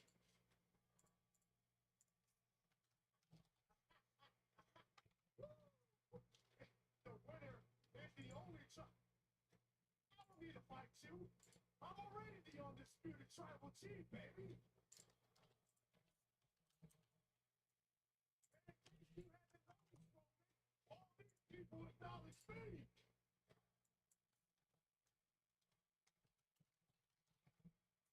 As a matter of fact,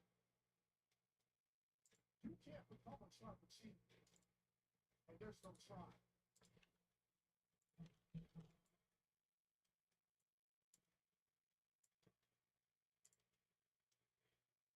If you want to challenge me, as a matter of fact, let me challenge you. Let me challenge you, woman. I challenge you to go and find more people back there in the locker room that will team up with you. Oh, we getting the War Games challenge?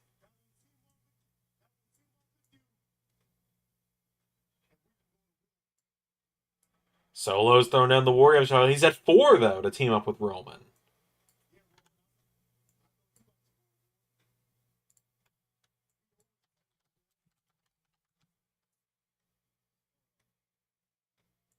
Talking about war games.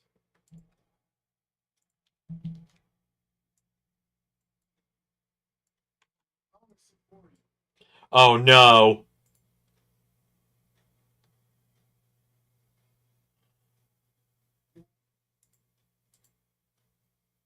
Two, Who's about to show up?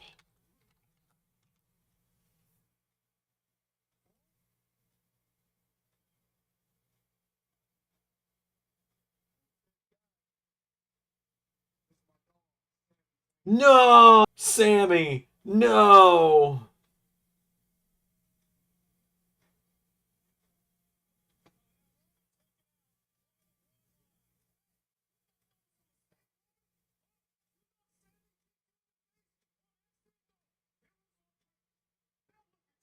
look at you now, Roman.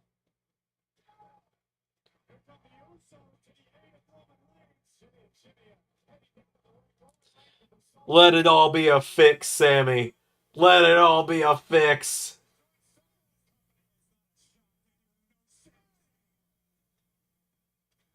Say it ain't so, Sammy.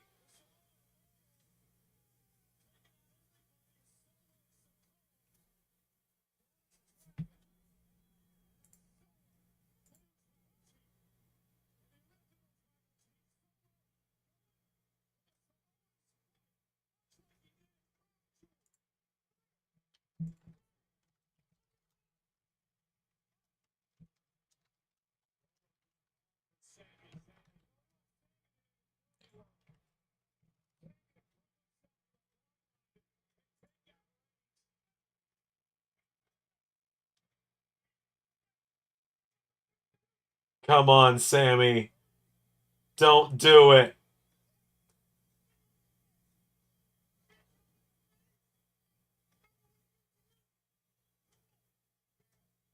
Oh!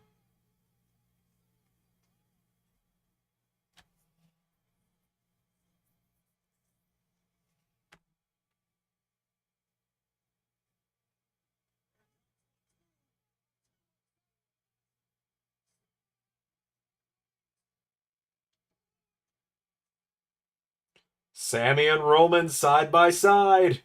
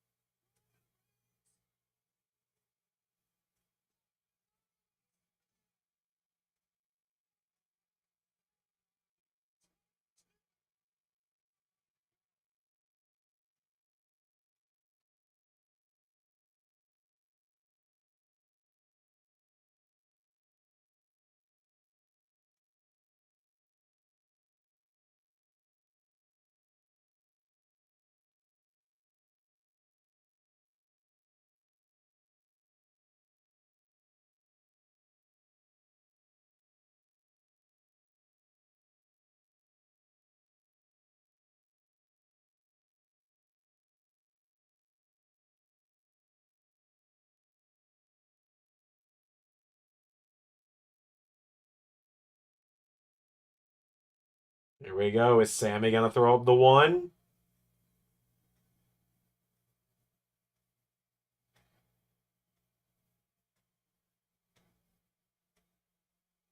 Sammy throws up the one.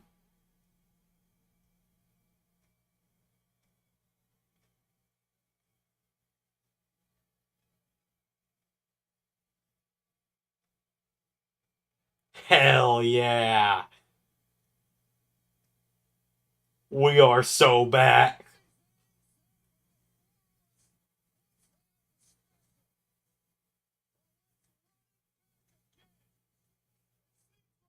They really don't, Pierre. They really don't.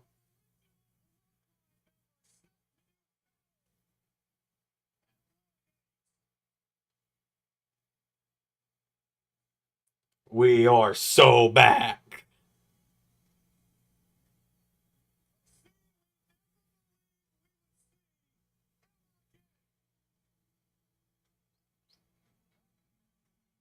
Jimmy J and Roman trust Sammy as the guy launching their back in the match beyond 3 weeks from tomorrow. Survivor Series War Games.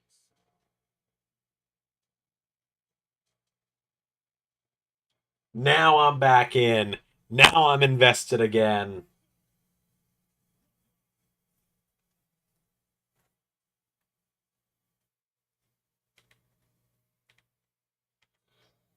Now I'm back in. All right, I'm gonna hang out live for a little bit longer here with you guys, just because I'm doing some website stuff.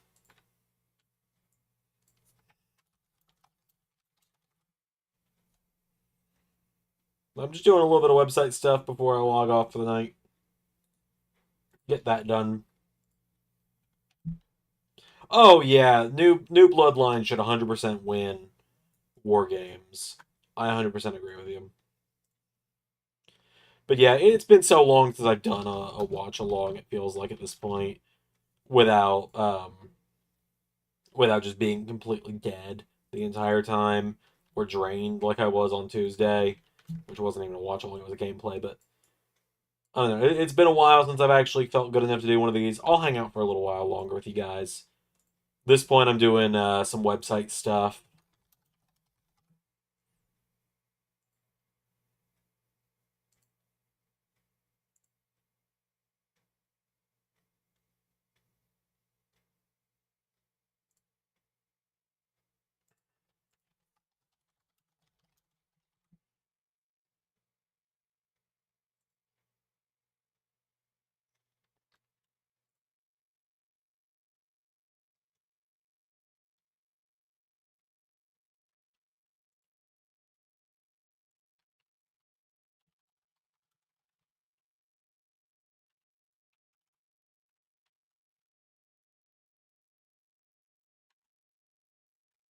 Yeah, I'm very excited for you guys to see what's in store in the Let's Live in universe soon, because I've been putting a lot of work into stuff, as you all know. I've been working pretty tirelessly lately on stuff, and SummerSlam, I genuinely do believe that the upcoming SummerSlam season 6 here in a couple weeks, I wholeheartedly believe, after Ray and I recorded it on Monday, I truly believe it is our best SummerSlam we've ever done.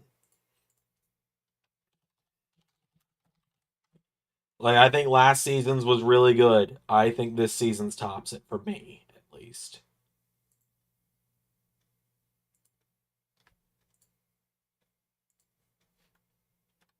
Like, for me, it tops it. I don't know.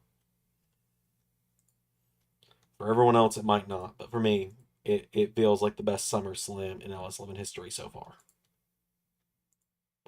Which is, like I said, it's a very high bar with last year, where you had, like, match of the year with Rollins and Carmelo. You had Drew ending the reign of Cody. You had Gunther beating Edge to the point that Edge went to AEW. You know, you had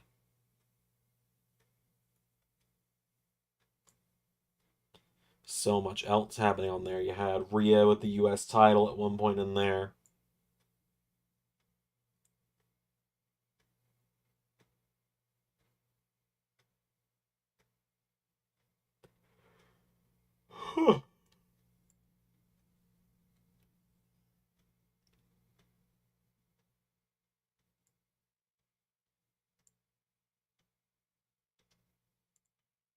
So this might be the first SummerSlam that we wouldn't see a Rollins Classic. Nope, Seth Rollins is in there. He is back.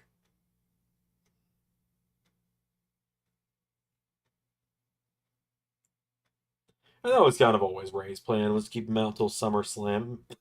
Excuse me. Made sense to me when he said that's what he was going to do. Guy went on such a long run that it was only right to kind of bench him for a little while. Keep people from getting fatigue of Seth Rollins after such a dominant title run with the IC title.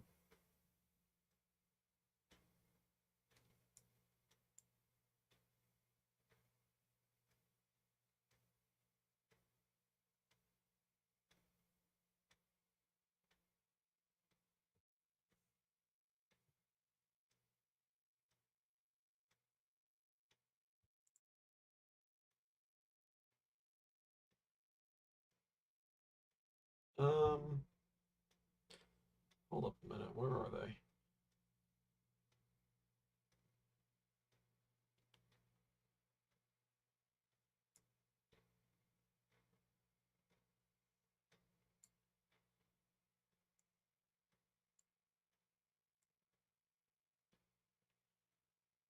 There we go. But yep, the tag teams and faction. So is it still 5-on-5? No, I think it's gonna be 4-on-4 because there's really no one else you could add to the OG Bloodline side.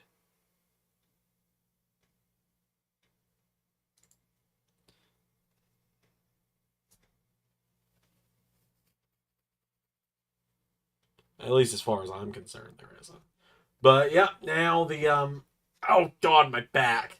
Now the ow tag teams and factions of every promotion except for AEW and New Japan are on the website. Finally got it done. I'll pull it up real quick just to show it off. Double check there's nothing that you guys don't need to see on my screen. Yeah, we're good. Here to factions and tag teams now. Oddly enough, it starts with a row of just LAW. With the Ascension, the Beautiful Blondes, and the Blackstone Empire. Got Carly Bright and Kettle Gray. Got Bullet Club. Bullet Club's going to have like 3 different spots on here. I mean, there is, but that person is busy, and I don't know if it would make sense. Who? I am genuinely lost on this one, Pierre. Who would be the other person for OG Bloodline? Yeah, we got Bullet Club. Bullet Club's gonna have like 3 spots on here because there's also the Bullet Club New Japan version. Chance Carter, you got Chase U, you got Chase U. Oh, Seth, yeah, true. No Fan Blade, D'Angelo's, Fatal Influence. This was the hardest one to make, Final Testament, because it's so many damn people in this group.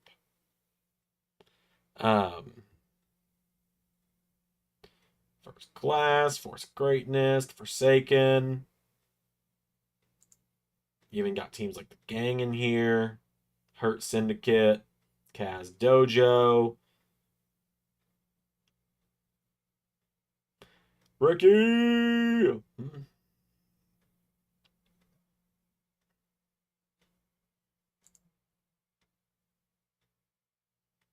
Yep, there you go. There's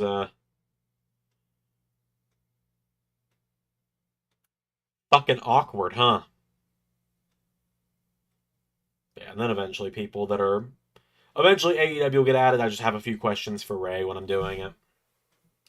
And you might think, oh, well, Xander, if you go over to the LAW roster, you know, you go over to LAW and it's like, let it load, give it a minute.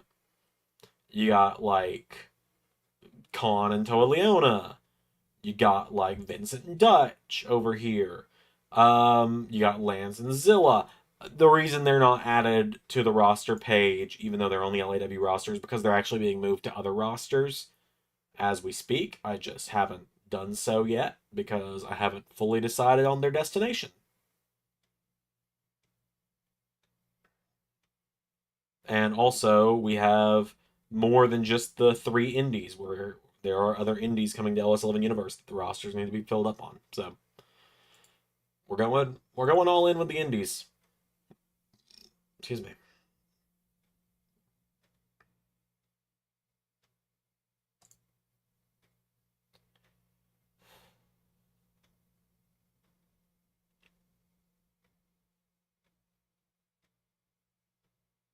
Did I miss the Creeds joining Gable, or is that for tomorrow?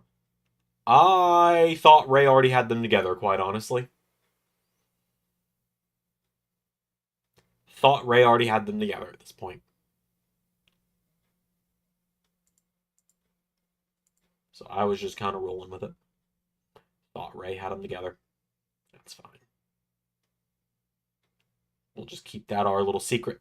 We don't tell Ray that that's on there.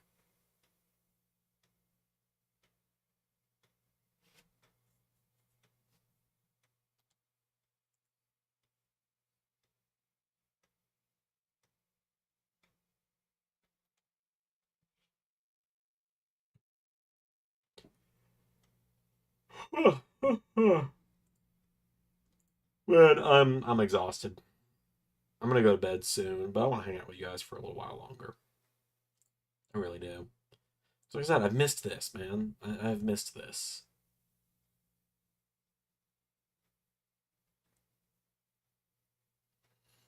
At this point, SummerSlam, don't get me wrong though, all for Team Gable.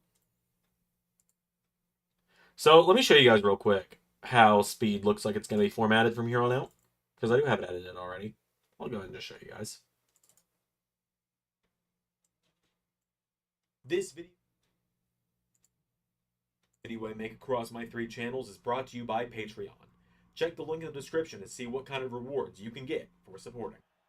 Welcome back to WWE Speed. This is the beginning of our Speed Women's Champion. Yeah, so it just kind of jumps through straight into each match. No entrances or anything. I'm probably eventually... And so it's going to be the first round of both the men's and women's number 1 contenders tournaments. I'll keep the winner's mystery for now. I'm going to upload it soon, though. But I think eventually I'm going to do it a little more similar to the World Cup, where there's the graphic that fades between each match or something. I'm still figuring it out. I got plenty of stuff in the tank, though. I've had some non-wrestling video ideas and project ideas I'm working on as well, so I'm pretty excited about that. It's been a very torturous week for me, but that's also forced me to get into a point of being more creative, so to say.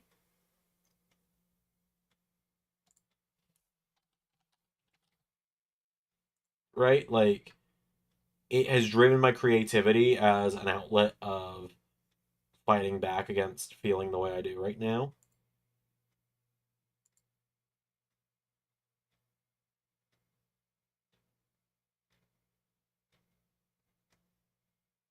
And then eventually, I'll announce this stuff.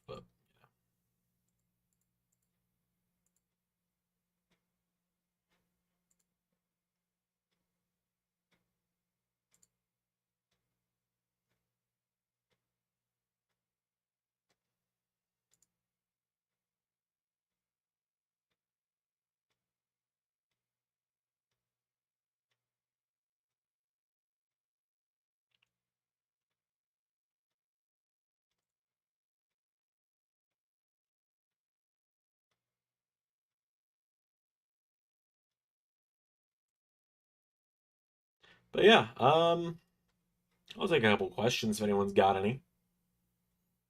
Well, I might do actually, just because I'm curious enough to check. We might see if there's some new LAW submissions over on that save file, and maybe I'll even record some LAW this weekend. We'll see. Just kind of see how it goes, See how it goes before we wrap up for the night.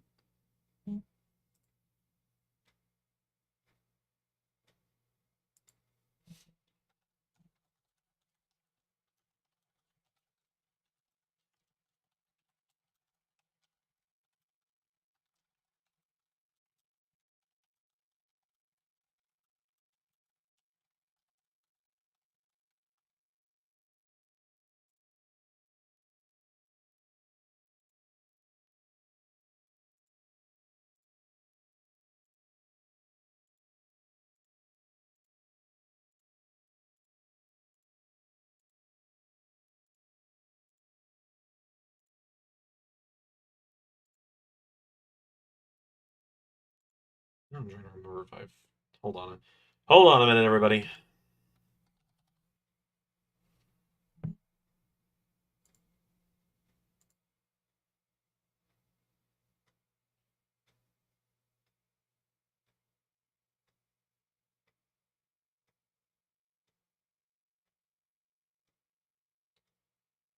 Yeah, I remember that day, I think.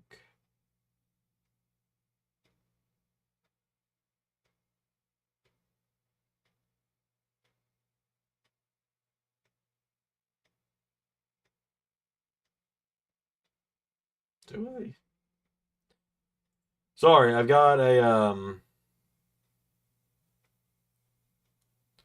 Oh, favorite match I've done in the World Cup so far. That is a great question. Um, so in this season's World Cup, that would probably.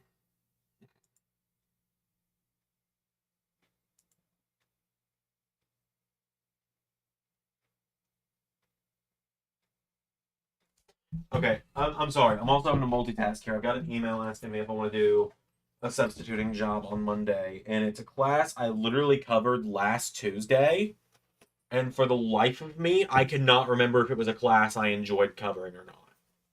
So I'm doing a quick check on the map of where they were.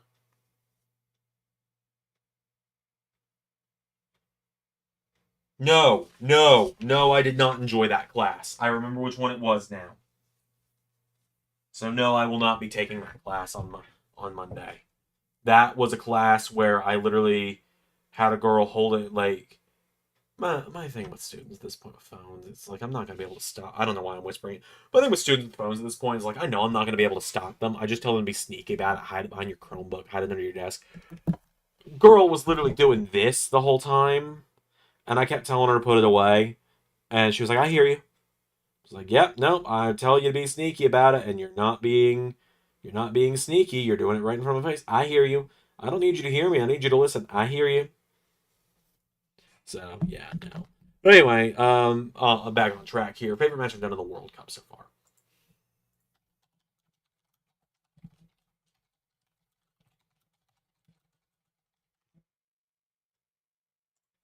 Let me look at what all I've done because I've done a lot. I really enjoyed Seth Rollins and Shane Haste. I mean, that's the last match I did, so it's pretty fresh in the brain. But I enjoyed that one a lot. I really, let's see. Because first round was very, like, experimental, very preliminary. Like, clearly a lot of people were going to lose matches, and some matches were one sided, some were kind of back and forth. Like, round two is where we get into the real meat and potatoes of it, right? But probably Rollins and Haste. It's the one I remember the most. I enjoyed Hendry and Ray Phoenix as well. Buddy just kicking the shit out of Dom was fun. Let's see. Balor and Mike Bailey was a lot of fun. Claudio and Waller was fun. Fraser Bandito. Um, let's see. Yeah, probably Rollins and Haste. Was Crossman to go off the cell? Yes. Yes, he was. Everything you saw in that cell match was supposed to happen. Knight, Cross, they were both supposed to go off of the cell. Aldis and Gargano were supposed to go through the cell. Moose and Bronson were supposed to be so busy fighting on top of the cell that neither of them could make it back to the ring in time to stop Johnny from just falling across Nick Aldis. The only thing that didn't happen, because I couldn't logistically make it work, was Moose was supposed to tackle Bronson with a spear, and they were supposed to fall off the cell at the same time with Moose spearing him. But I couldn't make that look right, no matter what I tried. So everything that happened in that cell match was supposed to happen. It was very heavily planned. It was very heavily edited, and I made sure it went the right way because I wanted there to be plausible deniability when that final bell rang that A, Johnny Gargano should not have retained in that match, and B, there would be no one to step between Johnny and Roman.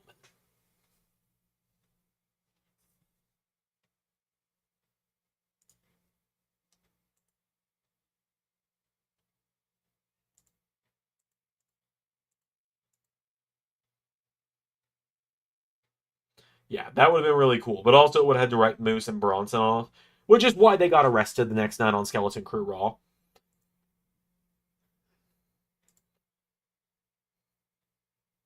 Which I'll admit, I've been leaning more and more into the idea of like having the Raw after each of my events be premiering because such big stuff happens. And SummerSlam, the Raw after SummerSlam is 100% going to be a premiere.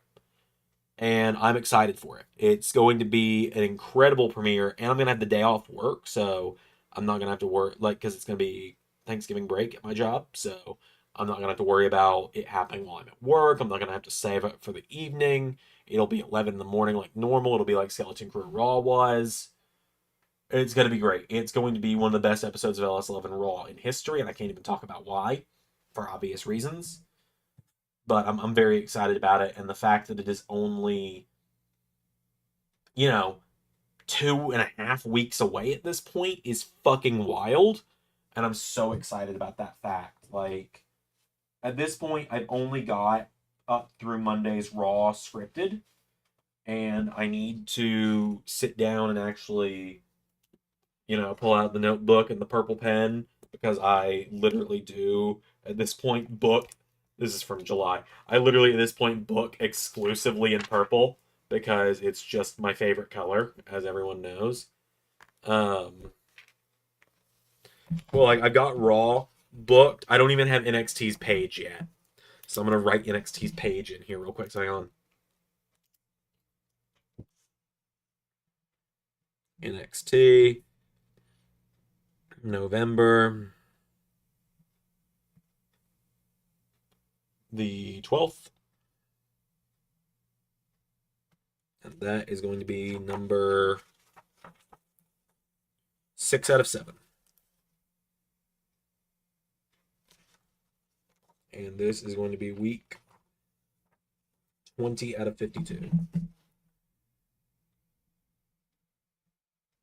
We are already more than a third of the way through the season. Let that sink in for a minute, folks. Over for Breakout Star because of the Roman match. The season is still young, Zach. The season is still young, never know what'll happen. Keep in mind, Ring of Honor and TNA both ended this season. The Indies got introduced this season. Roman makes this breakout stars. Last year was the Traitor, and now it's Oba. We shall see. We shall see.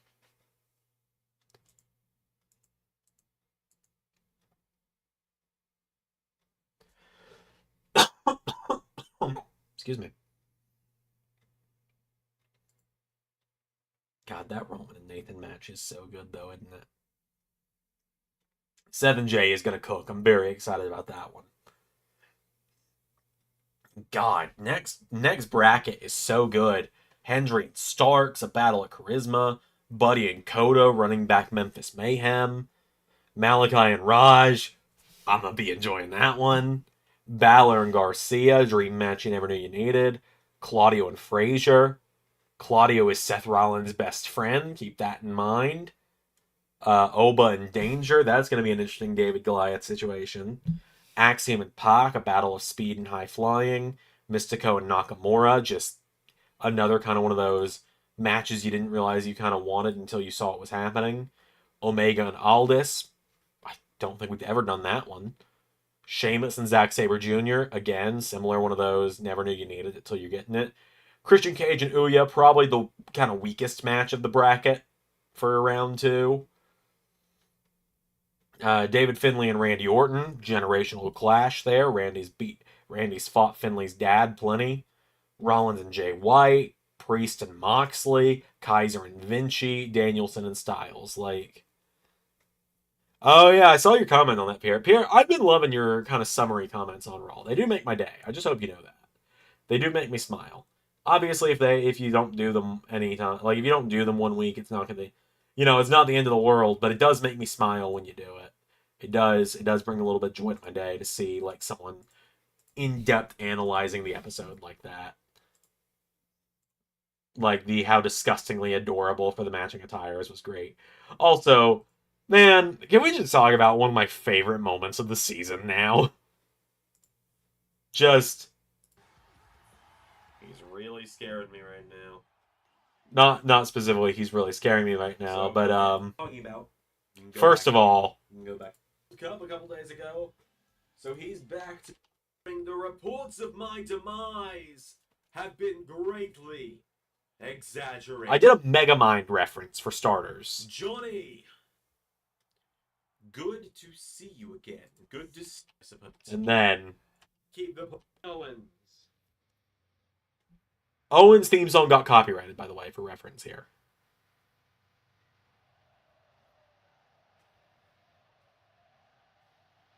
So he's KO'd event still. Kevin Owens is Not here. right now, I don't. No. No. No. No. No! Johnny! No! It's like he's scolding a dog. For God's sake, Johnny! For God's sake, do you have any concern for your own health, or am I the only person here who cares about you? Go home! Rest! Recover! Stay home till SummerSlam, and then maybe, just maybe, you'll be healed up enough so that Roman doesn't eat you for a fucking snack. Johnny! I've been dropping F-bombs a little more often on Raw lately. Open challenge tonight, then fine. I accept, because I said I wouldn't hurt you outside of a sanctioned match, so be it. Tonight, main event, you and me. I'm not cashing in, I said I wouldn't, but Johnny, I'm going to send you home. KO always has the classic lines. KO this season, stop wrestling, Johnny! Stop it! Stop it right now! It's so good, though. It's so good. So there is actually a little behind-the-scenes thing here. When Randy gets interviewed, right? You might catch it. He knows.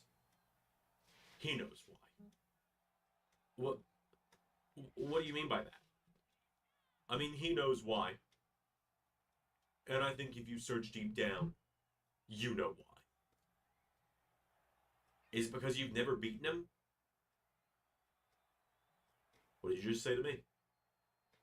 Is it because you've never beaten Ciampa one-on-one? Well, aren't you smart? Nose goes, well, aren't you smart? Originally, he goes, well, aren't you fucking smart? And walks off. But I realized Kevin was dropping the he'll eat you for a fucking snack line later. I might have touched a nerve just a little bit. My bad. I feel like there might be an RKO coming my way at some point. But, it's fine. That's not to say I'll never take the RKO. I might at some point. But anyway. Yeah, no, the he'll eat you for a fucking snack. Watching it back, I think it should have been he'll eat you for a snack, but if I have to accept your open challenge, then so fucking be it, is what it should have been. Instead of he'll eat you for a fucking snack, so if I have to accept your open challenge, so be it.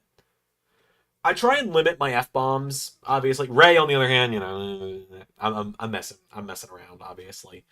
As long as I don't see the little yellow dollar sign, it's fine with Ray, with cursing.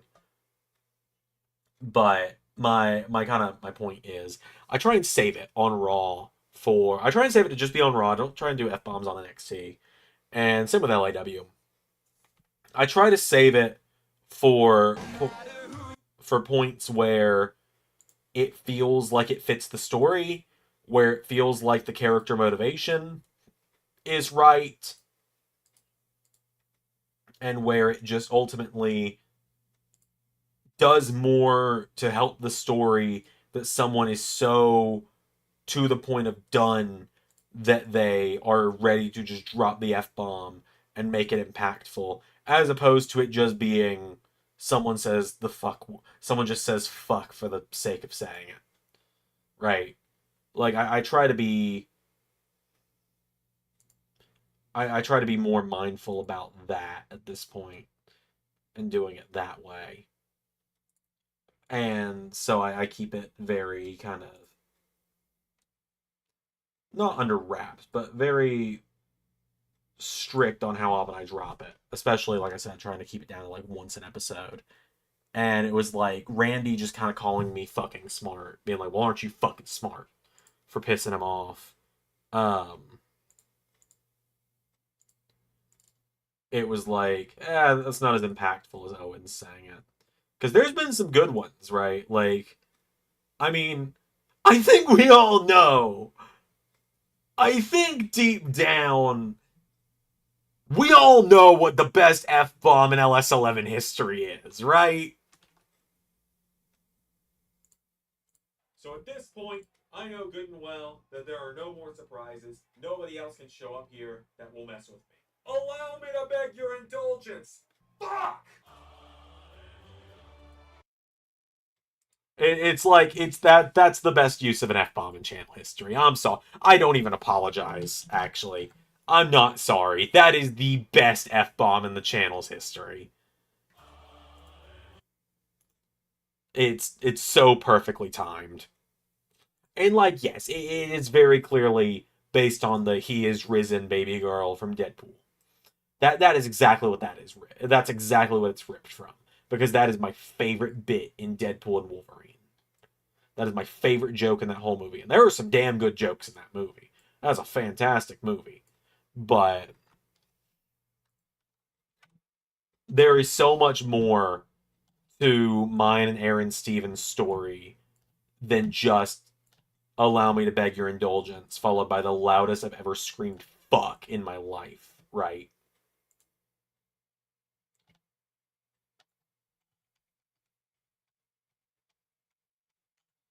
Like, because that is the loudest I have ever said it in my life.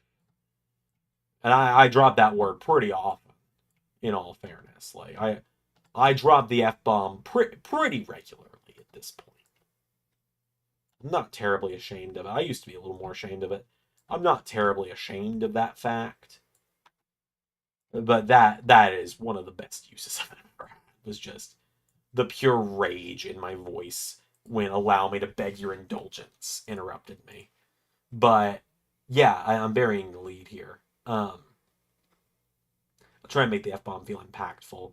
I apparently Ray had Swerve and MJF say it today, according to Zach. I haven't watched Ray EW with the audio on yet, so I don't know. Unfortunately, I don't really have time to watch Ray EW most weeks. I watch it sometimes when I have the time. Same with Ray's SmackDown, and it's kind of on me for the 5 p.m. upload time. If it was still the 11 a.m. upload time, I could watch it while I was at work. But because I moved us to the 5 p.m. time, which I do stand by it doing that. I do think that was the right move to move to the 5 p.m. uploads. I really do. Because the 5 p.m. uploads give us more time to get it out, and it comes out at a time where more people are free to watch it as it comes out. From a place of true rage. Yeah, pretty much. It was pure rage in that F-bomb. Just absolute pure rage in that F-bomb.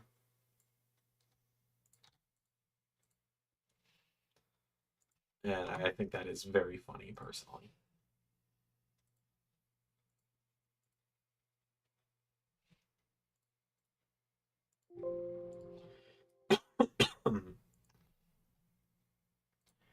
And so,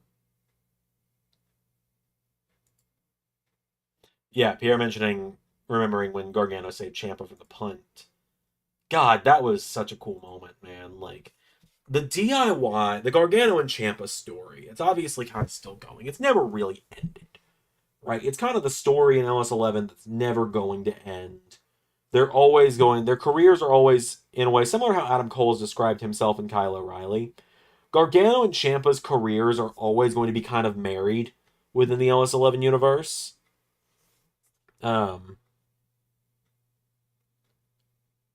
Feel like Nathan and Liv could really rock purple just to piss off Priest. I thought about it. I thought about it. But, like, I just look back at the Gargano and Ciampa story, right? It's like it all kind of began back in season 1, obviously. Like, it is crazy to think about how far back their story goes. I want to find it. At this point, like, I'm kind of nostalgic about it just because it is still going, and it's like their rivalry is pretty much as over as it's gonna get now. But at the same time, it's also like their rivalry is as over as it's gonna get. But at the same time, you never know. Hey, LS11 Universe, it's Xander, and welcome back to WWE 2K Universe Mode. My voice has deepened in the last 5 years. You've all waited patiently. It's time for the Royal. My voice has deepened since 2020. 2020 ages a man. But, like, yeah. Good. It is kind of, I will admit, it's kind of funny to think is there's Ciampa. Yeah, like I said earlier. Like, a lot of people thought Ciampa might actually win the Rumble. Like, Rollins kind of got nonchalantly eliminated. Seth Rollins has only been in 2 Rumbles at this point, I think. Owens appears to be. Yeah, and Edge kind of got nonchalantly eliminated as well, as did Rollins. Oh, and Edge and Rollins both eliminated by Champ. But, like, the thing there is, like, Seth Rollins has only been in now 3 with the 2014 Rumble. Rollins has only been in 3 Rumbles in LS11 at this point. Season 1, Season 5, and 2014. 2014, he had the story with Roman Reigns in there, where Roman eliminated him. Season 1, he was just kind of in and out. And then Season 5, Nathan eliminated him, which was supposed to be like a really big moment. But, like, Ciampa, DDT to Balor. Man, it will never not piss me off what happened here. Johnny Gargano is in the Rumble. Like, I think I've mentioned a million times what happened here. Also, I don't know why Johnny was glitching the fuck out. It was supposed to be that Gargano threw out Ciampa, but the AI of Ciampa just reversed it here. And you'll see it. I'm playing as Johnny. I run in, bam, Ciampa reversed. Gargano lasted like a minute and a half in the Rumble, right? It wasn't my favorite thing, but it's what happened. There's no denying it. And then I think, like, here, Gargano officially got signed to SmackDown. Yeah, there you go, right there. Johnny Gargano and Tommaso. And it was after Ciampa had beat up Oh, put Grand the boot Metalik. in the chest Because of course. And there you go. Like, yeah, the story's never over until they're both retired at this point. And it's like, it went on, and Ash was going over, brother. It was probably the best because Johnny's shoulder was just flashing in and out of existence. Still don't know what happened there. And then they were in the Elimination Chamber together. I love that this episode's called Failing Business, and it's got me with a fucking tag belt in the thumbnail. I think that's fantastic. Closest you'll ever get to me doing YouTuber face there. Just...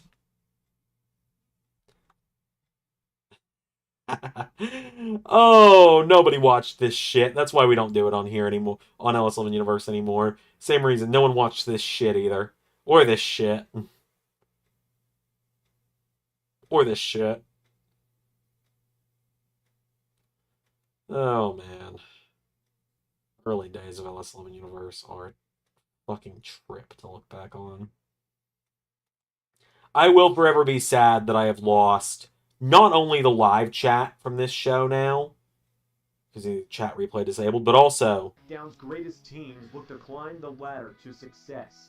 YouTube fucked up the video package by removing Kickstart My Heart from it.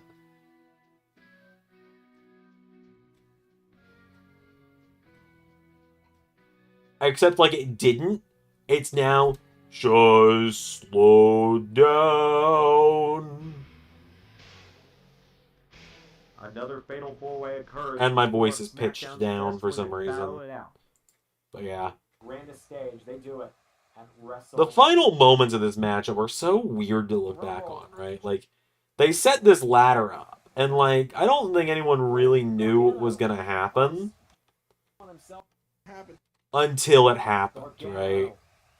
Yeah, the Rand Gargano feud. If this be the end, But, like, picks up Ciampa, looking in pain, wants to make sure every. here we go, yeah. They went up on the ladder, right? Ciampa right, getting pain. Taps out. Oh no, it was earlier in the match they did, like, the cutter off the ladder. Never forget. We got a new Intercontinental Champion. This is a crock of horse shit. The Rebel Heart prevails at WrestleMania. That is the only time Gargano ever beat Ciampa clean in Universe as well. And then I remember, somewhere in here. It was not here, because this is where Ciampa won the World Heavyweight title. I think they're on the thumbnail together when it happened. It might be Dream Team that it happened. In fact, I think it was here in Dream Team that it happened. Crock of horse shit will live on. Oh, yeah. And Cesaro, look at this, just holding him up in the air. It was Cesaro. Yeah, it was Cesaro and Ciampa against Gargano and Drew. And never forget. Be ready. Johnny. And in this match, Johnny Gargano pinned World Heavyweight Champion Tommaso Ciampa. Never forget that.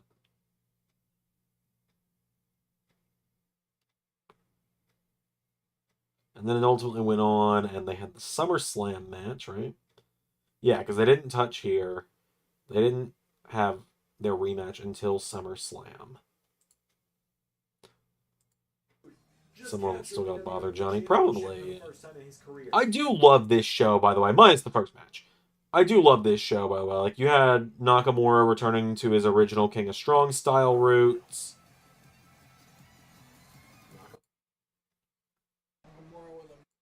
Keeping the IC title. Nakamura is your winner, and Shinsuke Nakamura. Shinsuke's not really done much since this title run, and he had like the stuff with Ilya last season, but like my mindset on that. You also had the Owens and Zayn matchup, which led to the return of the package pile driver. Kevin, no.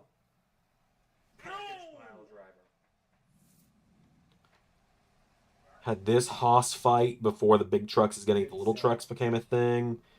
Oh, Singlet Keith Lee, I'm so sorry I did that to you, but it was the only mod of you that existed at the time that was good, that the face actually had animations on. Keith Lee beat Samoa Joe to retain his United States Championship in a match that had no right to be as athletic as it was. Absolutely. I think you look at this match. I think a lot of I people, love this like I said, match, I though. can I see really do. why It's a Shane great Paul match. commentating, but I imagine a lot of people were pulling for Samoa Joe and thought Samoa Joe was going to walk away.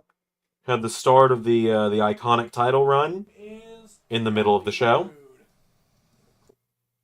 Undisputed Era won the tag titles for the first time. Had Rollins and Murphy's first actual match. One more time. Murphy just countered. Murphy kicks him in the ribs. Here we go. Into Murphy's Law. I love the Messiah Slayer gear, man. 2, We're out. 3. Murphy has slain the Messiah. It was really cool having Murphy go over in that one. I wish he hadn't gotten released. Buddy, And then, of course, never forget Rhea Ripley bodying Ronda Rousey. I think I speak for everybody when I look at this. And then getting cashed in on by Bayley.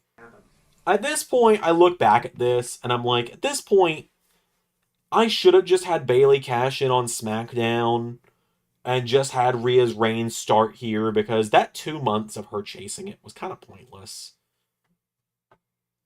And then, of course, the main event had the Johnny Wolverine attire, When you both love and hate the new attire for Ciampa, Very true. It's Ciampa. and it ultimately ended. I believe this was where Ciampa actually won with Willow's. Boom. Maybe not. 3. Yes. That's it. It was a great match, and Ciampa ultimately won that one. But yeah, those 2 months of Rhea chasing were pointless. And like, that's not gonna be like I'm gonna point fingers at Ray and be like, "Oh, it's Ray's fault." Ray was the one that suggested putting the briefcase on Bayley. I'm the one that was like, "Yeah, I guess you could cash in on Rhea after Rhea beats Ronda." Because it didn't make Rhea winning the belt any sweeter when it happened. It really didn't. It just kind of delayed it by 2 months. And at that point, her title reign would have gone down as 533 days, I think, instead of 477. Let me see here.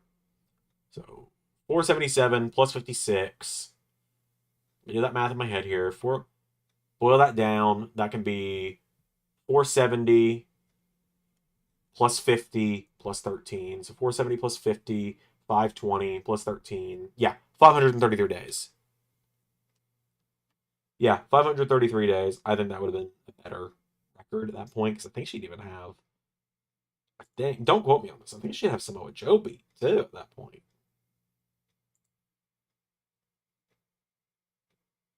Yeah, she'd have Samoa Joe beat too. Damn it, Ray. Rhea Ripley would be the longest reigning champion in universe history at that point, other than now Eliza Blackstone, who's coming up on like. Let me do a quick Google on that. How many days has she had that damn belt? How many days since July, or not July, since December 23rd, 2022? Eliza Blackstone's at 686 days, so, you know.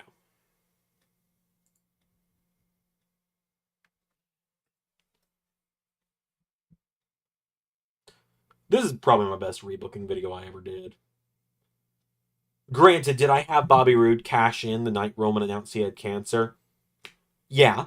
Was that a little far? Probably. Longer than Joe, shorter than Punk. Yeah, true. Punk does have the longest. We'll eventually see parts of that as well. Fun little fact about this thumbnail, by the way. The renders of Thanos and Kratos on this thumbnail were originally in black and white. I recolored them myself. Not like with a brush tool or anything. I like went in and painstakingly did like color alterations on Photoshop to make them actually colored. That's why like Thanos' armor is a little off gold. But yeah. And then arguably the best reintroduction in universe history right here. Hey, let's live in universe Universe, it's Xander. Welcome back to WWE 2K Universe Mode. Oh my god. I Here forgot to about announce this. that I will be introducing SmackDown's General Manager. So everybody, give it up for Christian. Hey there, it's Editing Xander. You don't normally see me in this series. I'm just letting you guys know that this whole thing was planned in December and executed in January's recordings before there were any rumors or the actual event of Christian signing with AEW had happened. So, just letting you guys know, because this does kind of break our no AEW guys rule. Anyway, back to the show. Bye. I completely forgot I did that.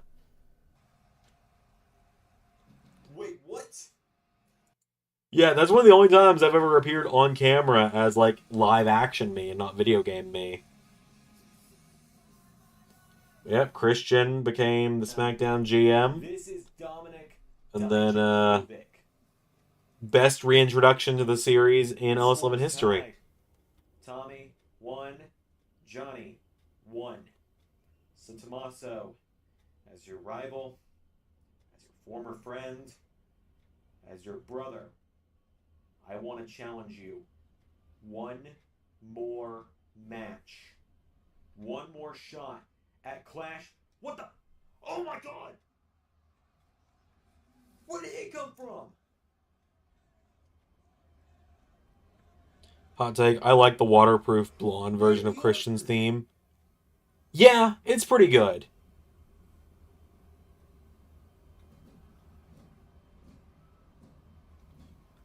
I like all the versions of Just Close Your We haven't Eyes. seen him since WrestleMania.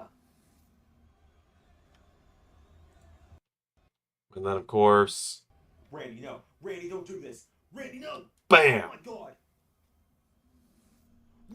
And then I believe, word for word, the next week, the word choice from Ciampa was nobody does that to Johnny except me, which is just fantastic.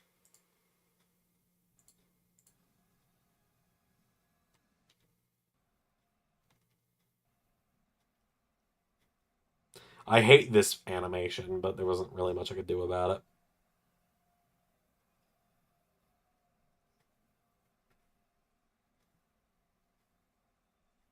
Nobody, and I mean nobody, does what you did to Johnny last week and gets away with it. Nobody gets to send Johnny to the hospital except for me. More than the story of the year version, it's up there, no doubt, the Viper's Return. Yeah. Yeah, nobody gets to send Johnny to the hospital except for me is unreasonably funny. They sure do. They have such a toxic relationship. I love it. Hey, let's live in Universe, it's Xander, and welcome back. And then, of course, Where did he go? faked everybody out as best as I could Oh there. my god. Tried to do like the copyright logos type thing there. And Go for the punt. Whoa! that was perfectly cut, Where in did my he come opinion. from? That Johnny Gargano has returned from injury, ladies and gentlemen. Gargano! What's he doing out here? Don't do that. Ciampa! And Johnny to the rescue, there you go. Obviously, we know where that led to. That led to the first tease here. It's a nice little trip down memory lane for me. Welcome back to WWE 2K. Up there with the line chaos of the solos, a classic Universal line. Yeah. Blood tomorrow. The common enemy. Wow. Yeah, we got the DIY combo in this match. Orton falls down. Wait, go get his one quarter. Oh my god! They did meet in the middle, and that gave Ciampa the win. Pins Randy Orton. Only for Johnny to then lay out Ciampa and hold up the belt. Way from an insane war. And then just one of the peak shows of LS11 Universe at the time. Hey, LS11 Universe and Xander, welcome to WWE 2K Universe. Never forget. Just never forget. Universe mode. Nobody that Kevin Owens has ever beat can accept this challenge. Answering the open challenge. Ray? Kevin Owens has never beat El What Generico. the hell? Ray? El Generico? What's he doing here? Well, we've never seen El Generico in the LS11 universe. We've never seen him in the WWE. And well, I suppose El Generico has never been beat by Kevin Owens. And then so many people thought 2 months later that El Generico was going to be facing, or that the person that was going to accept El Generico's challenge at TLC was going to be Kevin Steen, which is funny. Well, it seems. Yeah, kind of, Zach. Maybe, or perhaps even. Here we go. U.S. title on the line. The stare down commencing. Whoa, Generico. What's this? And this is something I could never do again with the lockup feature. Ladies and gentlemen, and Owens is down. Because they would have to run at each other, lock up, and then Owens would get thrown in the corner. I don't like the lockup feature. New U.S. champion. Oh, this was brilliant. It wasn't even just funny. It was brilliant, is what it was. What have we just witnessed? And then just throughout the night, you had Undisputed Era keep the tag titles. Rhea win the women's title. You had Rollins and Thorne win the tag titles. Dropped him, and then into the stomp. Dias. Still weird to think that's Seth's only tag title reign we've seen so far. Roddy won the IC title in a hell of a match. This triple threat was fun. God, let's watch the old Patreon commercial real quick. I'm just curious how it looks. I haven't seen it in years at this point.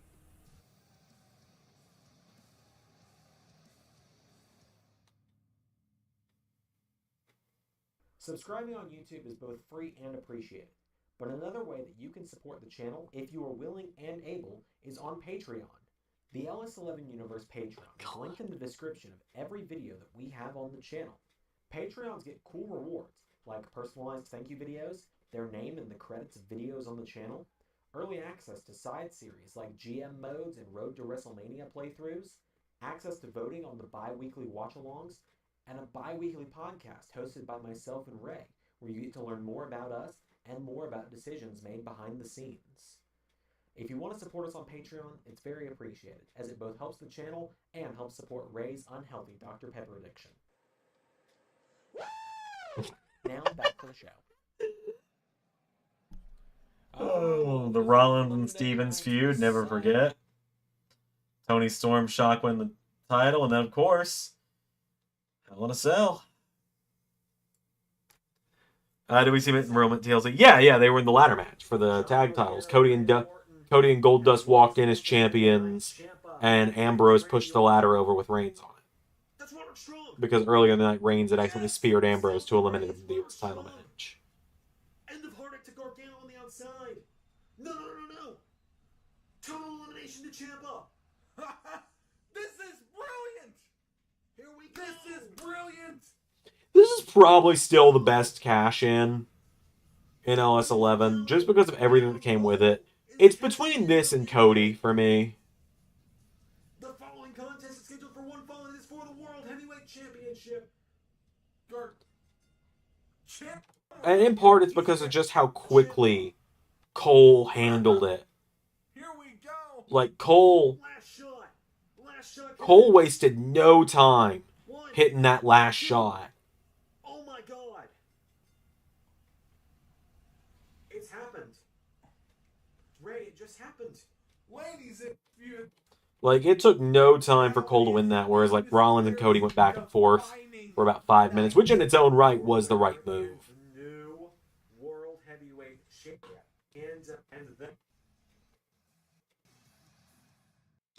But, like, yeah, I don't love EC3's cash-in, if we're just going season by season.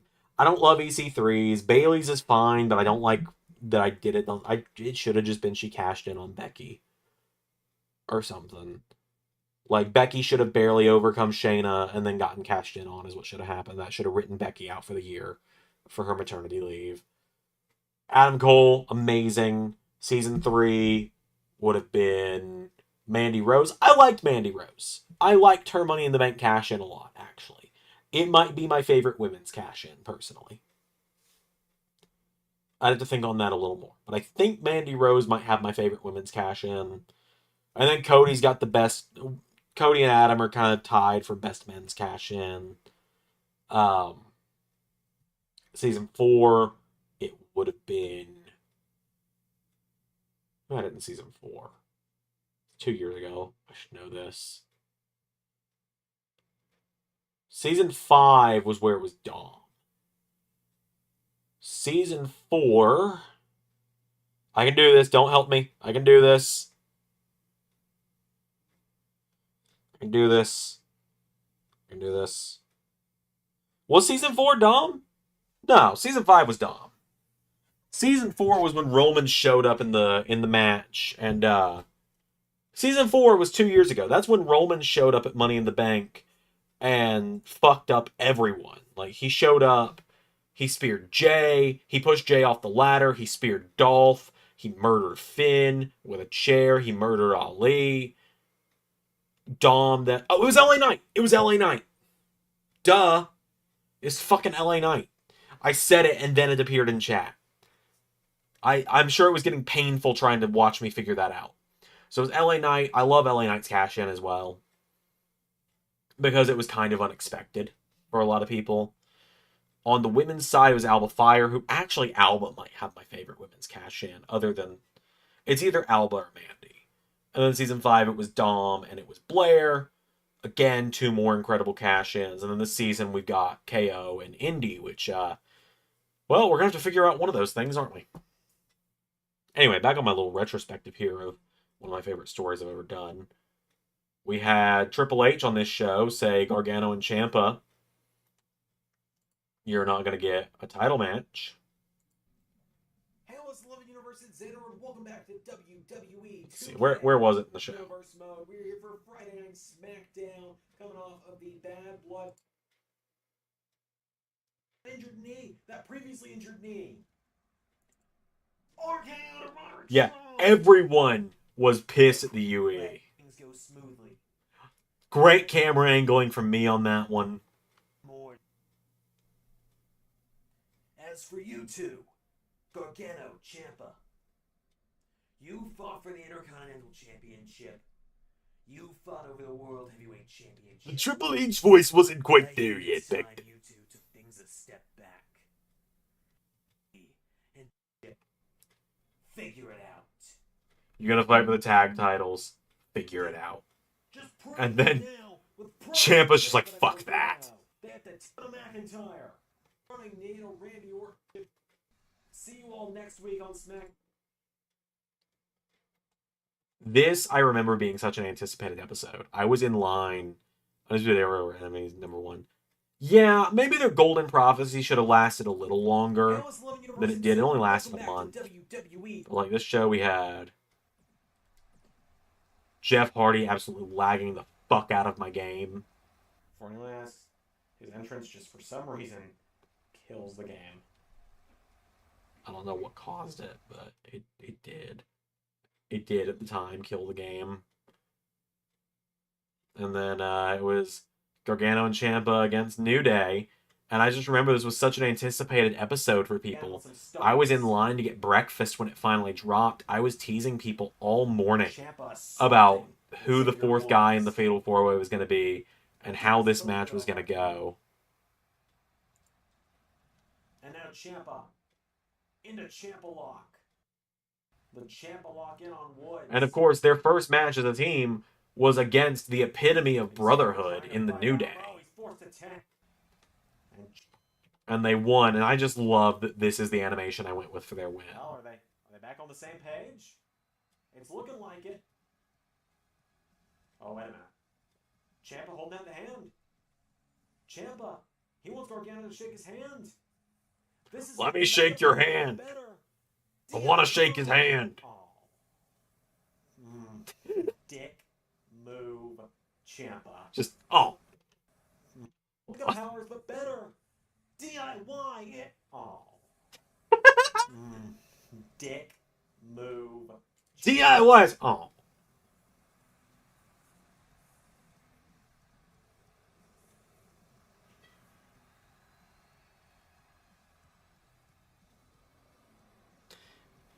Alba's really good, but I still wonder if it was Roxy in Alba's position. Yeah. Wow. Hey, JT. I don't even really know how to describe what I'm seeing here. The crowd is loving Johnny Gargano and they are loathing Tommaso Ciampa. I'm alive. I'm not 100% okay, but I'm better right now. Well, Yeah, give him the I'd say bar main event arguing next. celebration was perfect. We're just kind of reminiscing about the Gargano and Ciampa story right now, JT. So that's why I'm still live an hour later. I just kind of like, I haven't reminisced on this in a while. And that led to here, I believe, where they were officially DIY again at this point. Let's see. God, remember back when episodes were 20 minutes and like 3 matches? In fact, was this only 2 matches? My God, this was a 2-match episode of SmackDown. Do you know how much easier my life would be if I could still do this shit? I could still do this instead. As a way to just get people wins. This match was actually supposed to get played, is what happened, but I just didn't do it for some reason. But yeah, and then we had win for John Cena tonight. Thank you, JT. Oh, wait a minute. There's Adam Cole. John Cena. Adam Cole. Oh, we've seen balls down and Gargano's in the ring now. Oh, what a combination. Meet in the middle. And then finally, we got the Survivor Series where it happened. It was a very different time, you know. I do not regret what I have done at this point with LS11 Universe and how I've handled shows. I don't regret it at all. Is a very important one, perhaps the most anticipated match on this entire card, because Johnny Wrestling has manipulated. Wait a minute. Oh, yes. We wondered if the DIY reunion was coming, and it seems, after weeks of miscommunications, I love these attires for them. of struggling to coexist, These were from their Worlds Collide appearance. the key has clicked, and DIY is back. Like I said, Johnny Gargano. Ray and I were still really early. Ray and I were still so early in commentating together again. We were stepping on each other's toes frequently. Now we've got the chemistry down. Well, if you've not been following Universe Mode for the last month, But then ultimately we had Ciampa distracted, body guard, kicks, suckered them in, made him. it's also so much easier to knock people off the apron back then. DIY, Meet in the middle. it's over. And DIY were champions. One of the only times the Smashed Pennies looked good on a team, in my opinion. Just because they had the color-coordinated gear for it. And, there you go. They were the champions, which was really cool. They had the ladder match against New Day and,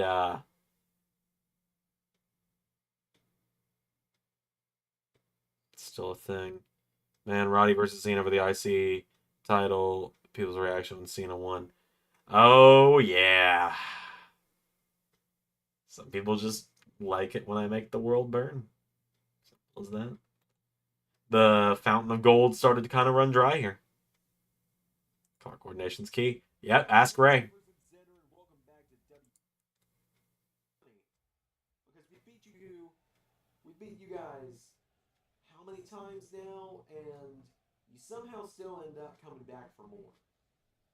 Here's the difference between us. Last time the Undisputed Era dealt with you two nobodies at Survivor Series, we underestimated you. I don't know why my mic was so glitchy back then. Because it was still this microphone. But the way I see it, I think. this time you two are. No, I might not have been on the snowball yet. Oh, well, the numbers just got a little bit closer, Adam. When did this come out? Because Because here comes the man facing Adam Cole. No, I was on this. I was on the Yeti at this point. The snowball was given to Alex by this point. She still has it. I think it was just that my. I think it was just my editing software at the time. Well, you just couldn't see him. Could have only meant one guy, couldn't it? Why don't you let your boys Look at everyone that stood up to the UE. Like, the Undisputed Era only had their Fountain of Gold for like 2 months, but like. No, I speak for myself, thanks. You know what, Cena? You're on. You and me. Main event tonight. Oh. And picks him up. Oh, Like, yeah, on one hand, it's like. Gargano takes him down. Oh my god, did Kyle O'Reilly win? O'Reilly is the team choke and Gargano's out. I don't think he was supposed to win that. Is the winner. I think I just rolled with it. Kyle O'Reilly's got a win over a former 2-time world champion. Keep that in mind. Going on the rest of SmackDown. What's Jeff Hardy doing on this show? DT. Oh yeah, the Jeff and Bray feud that never was. He pulled in Jeff Sister Abigail. Jeff was ultimately supposed to join the Wyatt family in season 3 as Brother Nero, and he and Bray were going to win the tag titles. Jeff saw that ringside Bray. And then they both got released. Asphyxiated on UE should have been in War Games. Man, they were supposed to be. They were supposed to be. We just never got to. But LS11 Universe has a Patreon. What's on the Patreon, you might wonder? Well, at any dollar amount, you get access to the LS11 podcast, a podcast that takes a deeper dive into canceled stories. This was the better Patreon preview. A look into the lives of myself and Ray. Also, at any dollar amount, you get early access to side series on the channel outside of the universe modes. Not just that, but at any dollar amount, you also get access to every exclusive Patreon video, including the likes of Carnal trying to break the streak in 2K14, and the once-a-month series, Universal Flashbacks, where I remaster a classic match from the original LS11 Universe mode. At the $5 and above tier, you get your name in the credits of every video on the LS11 Universe channel. And at the $10 tier, you get a personalized thank you video sent to you by me. Goatee Xander is weird to look back on as well. Suggest what pay-per-view or classic show we watch. I don't think I could ever go back to it. Like, and once we've reached our big goal on Patreon, we'll be launching a Patreon exclusive universe mode. yeah, I couldn't go back to it. I'd look weird. So if you're willing and able, please consider backing us on Patreon. Link is in the description. What's main event? Yep, the AEW Universe mode was originally a Patreon idea, and then just nobody fucking cared about the Patreon, so we didn't do it. So we just did it on the main channel. STL. Probably gonna be trying to crawl. Hey, oh. Hey! All that Cena knows strong will probably. And then Cena's first title win in Universe happened here. So he's gonna go for a second cover. Yep, Universal Flashback. It was a cool concept. I think I just thought there were a lot more fans of the original universe than there actually were. Comments already. Like, it's pretty much Zack and that's it at this point. That remember the original show. Yeah, let's see. DIY. Ultimately, this is like the big moment in DIY at this point, right? Halos 11 Universe. Never forget, Trish and Rhea still just 1-1 in Universe mode. That rubber match will happen at some point, I'm sure. This is really the moment that sealed Bobby Roode as a heel and Seth Rollins' slow face turn in Universe. Roode just abusing Seth with the chair is what led to Seth's face turn. He would have respected. And then Yui attacked DIY before the bell, and that led to them recapturing the tag gold. I think pinning Ciampa as well, which was a yeah, it was a rarity at the time for Ciampa to get pinned. The Undisputed Era become the first ever two-time tag team champ. What a bud. The Undisputed. Chairman Roode. Yep, and then the DIY Rumble. Ciampa was number 30. Gargano, Roman, and Ciampa were the final 3. And a fun fact for you, Ray. This time last year, this was almost an identical final three. The final three, Johnny Gargano.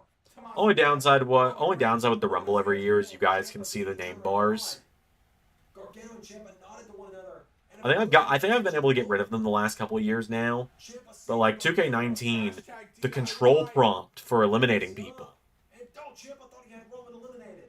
Yes, yeah, this was that Rumble, Zach. So I'm gonna play those for people who don't know what I'm talking about or don't know what Zach's talking about. Party double dropkick. Matt Riddle, the original bro. Not him. Bro. Priest for elimination number 2. Down goes Cesaro. Damian Priest is clearing house. Priest is cleaning house, as you said. And now LA not Punk at 1. And now Jeff Hardy. Number 9. Oh man, U.S. champion LA Knight. Oh my goodness. From NXT. Ilya was in. What we're trying to get to here is number 11. I was going like, yeah, number 11 is my pick to win it. And of course, this was in the middle of the feud. Excuse me, I'm just gonna. Excuse me, I'm just gonna. I need to leave the commentary. What the fuck is all this? I just need to leave the commentary desk for a minute. Alright. So guys, this is gonna be me on commentary, I guess. But until then, Jinder's up. And it looks like LA Knight could be eliminated by Jeff Hardy. Jeff Hardy. First time Ray went solo on commentary, technically. The Rumble match. But yeah, never forget. Oh, Kevin Owens has him up. Big Dragunov. Here we go. Oh, Paul. Who is this? Who is this? Isn't it JBL? Oh. Oh, God. Oh, God. Oh, God. Oh, man. Come on. Can't get in there. You're gonna die. Someone. Anyone. Why? You, Xander. So anyway, now Xander's in the Rumble match, I guess. And now he's in a suit. And now he's in a suit. Anyway. I did the wrong attire for the entrance because I couldn't remember and I couldn't review the footage at the time. Jeff Hardy and Xander backs up. Oh, Jinder comes off the ropes. And here I was like, I've got one opportunity to make this work, to make this look good. But no, Ilya Dragunov eliminates Kevin Owens from the match. But yep, the Xander spot. And it looks I was like, if I don't reverse this, I'm fucked. No, out goes Xander. And of course, That's what. Oh, something big. So anyway, did you have fun? Aim for something big here. Here we go. His name is Jinder Mahal. I am now well aware of this. and there you go. So anyway, did you have fun? It's not the point. Bray Wyatt out of number 3. And of course, Gargano was in there, and then What? Why is everyone's working for the weekend playing? Hold on. Oh my god. Oh. yep, Ray and I entered the Rumble. And hold on, Before of the ego of some people, the ego of some commentators to enter the Royal Rumble because someone that they just have issues with came in before them. I have never seen such an ego before.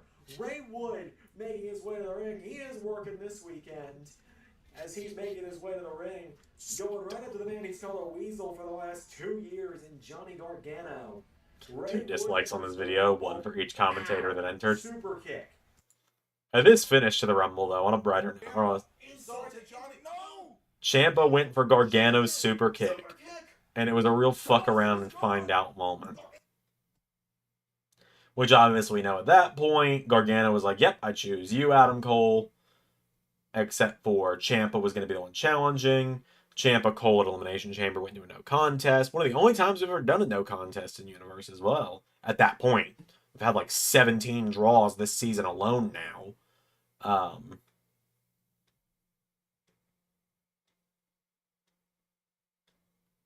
And then that would lead to WrestleMania, where we kind of all know what happened, but For 12 months, there have been many roads paved. Super kick. And now Gargano tells Ciampa to get up. Here we go. me in the middle. DIY combo. Hey, the spin of the ring, Candace gave him the like chair. this. Cole fell into the Then ring. No, not like this. Not like Bam. this. Going after that knee of Ciampa. Gargano said he'd do anything to win. Gargano has laid out Ciampa.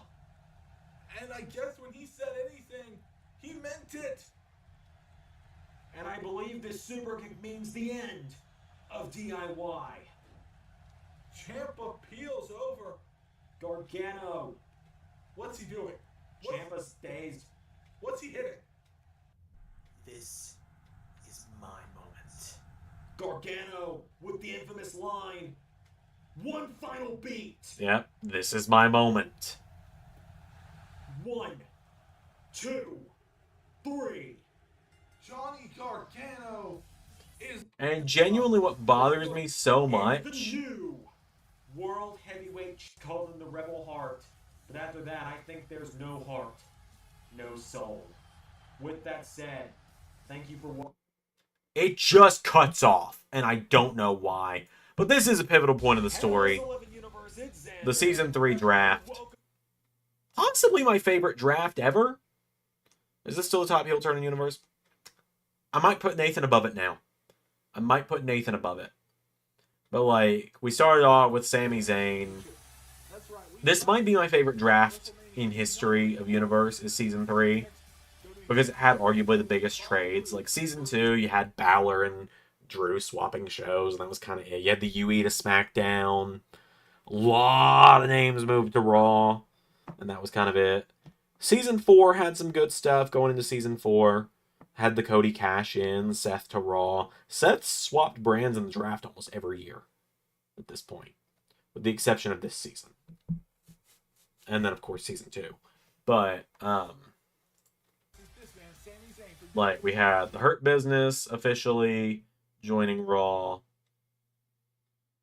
which at this point I believe started like a multi-year thing of Bobby Lashley being in like the first show of every season for a little while.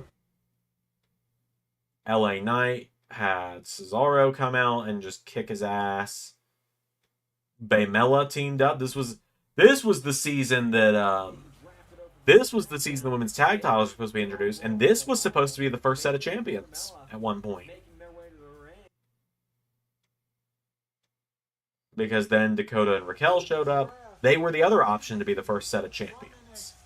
But then a shit ton of releases happened. Ali cut his promo. Sheamus answered the open challenge. And then Samoa Joe came back. Samoa Joe, right hand, Coquina clutch. The Coquina clutch.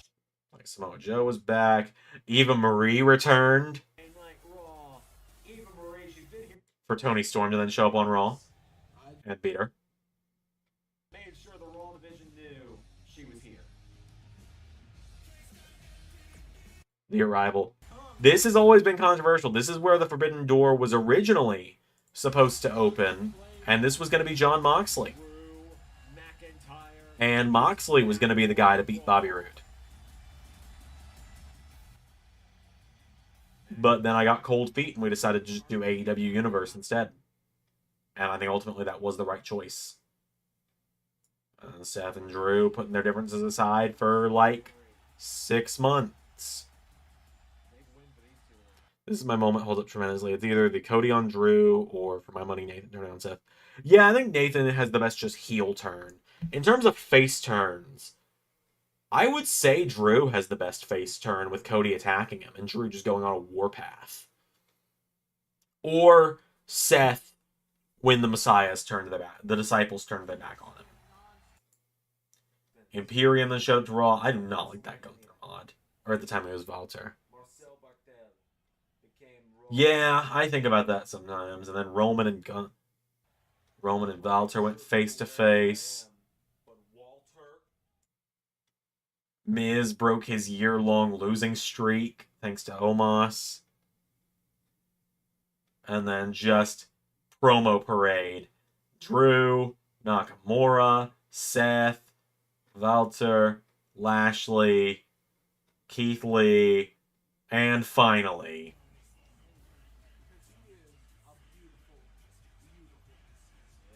well, look at this lineup. There is not a single soul that could scare Bobby Roode more than this lineup here on Monday.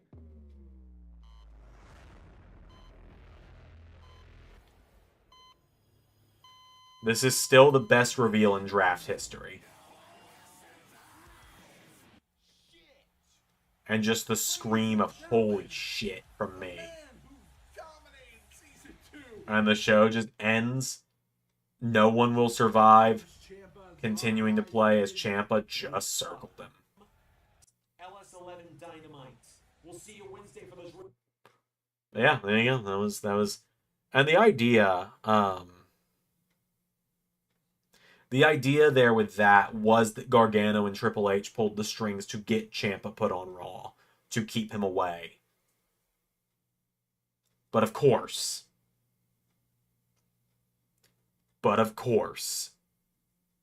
yep, and Johnny paid off the Hurt Business to deal with Ciampa. So we had Ciampa and Lashley in that fight at Payback or Backlash. And then Big E would turn on Ciampa as well. Just people kept getting paid to beat up Ciampa. And, man, it's like, I will admit, you know, obviously you're not going to hear me praising Brock ever again. Right? You are never going to hear me praise Brock Lesnar ever again. Due to the allegations against him. This was actually the debut of Katana Chance and Caden Carter. It's kind of wild. All of that being said, if it wasn't Brock Lesnar in this moment... Hold on, who's fighting who here? Oh, right, Reigns and LA Knight got into it. LA Knight takes a spear as well.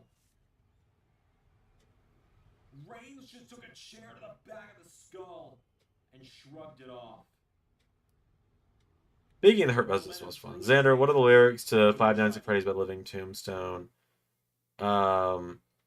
It's like, we're waiting every night to finally roam and invite newcomers to play with us. Na na na na na na. Da na na na na na na na na.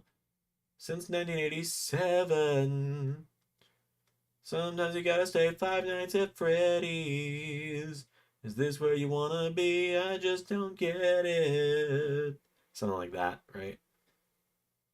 I don't remember what the context here of LA not getting his shit rocked was, but... Knocks Keith Lee off of his feet. These two big holes. Reigns! Oh, right. Reigns just kind of... Oh, this was set up for Money in the Bank is what it was. The All-Star Money in the Bank match where I picked the only wrong choice. But right, no, with the whole Brock situation of the allegations, I just use them in the Retro series and that's it.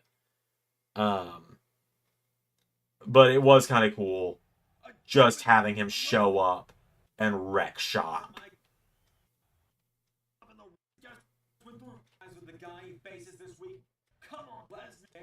Because then there was just this awesome tease of Lesnar absolutely. Hey, Brock! of Ciampa being like, yeah, you ain't never fought me, big boy. And then also getting his shit pushed.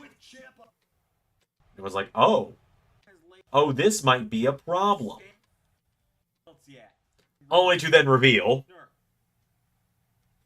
Pleasure doing business with you. I'm just here to let you know I gave the money to your sponsor for a job well done. What the? Well, Lesnar!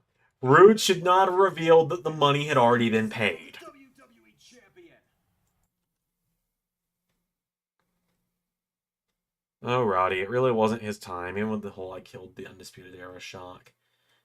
And it should have been his time. But then he left WWE. Or he was then going to leave WWE, is what it was. It wasn't even his fault. It was that Kyle, Roddy, Kyle, Adam, and Bobby were all gone. So there was no one left of the Undisputed Era.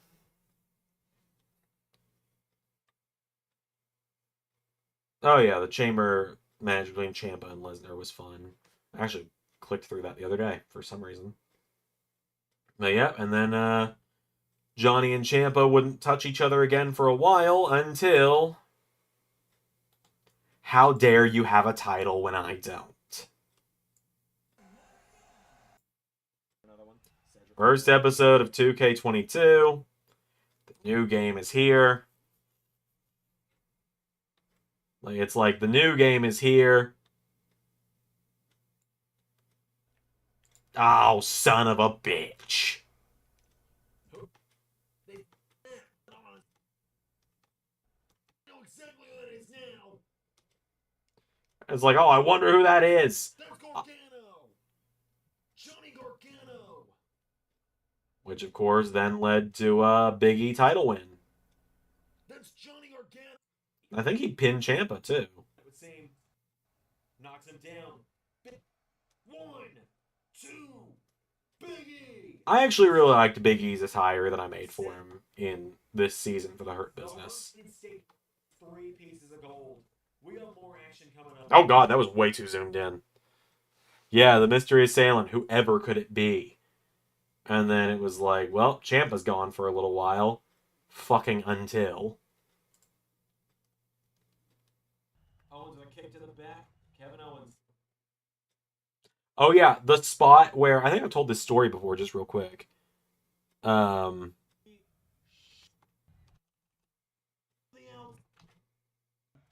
catches him. Owens. So this happened, right? God, oh my god, no. Superplexes Balor to the outside like it's SVR08.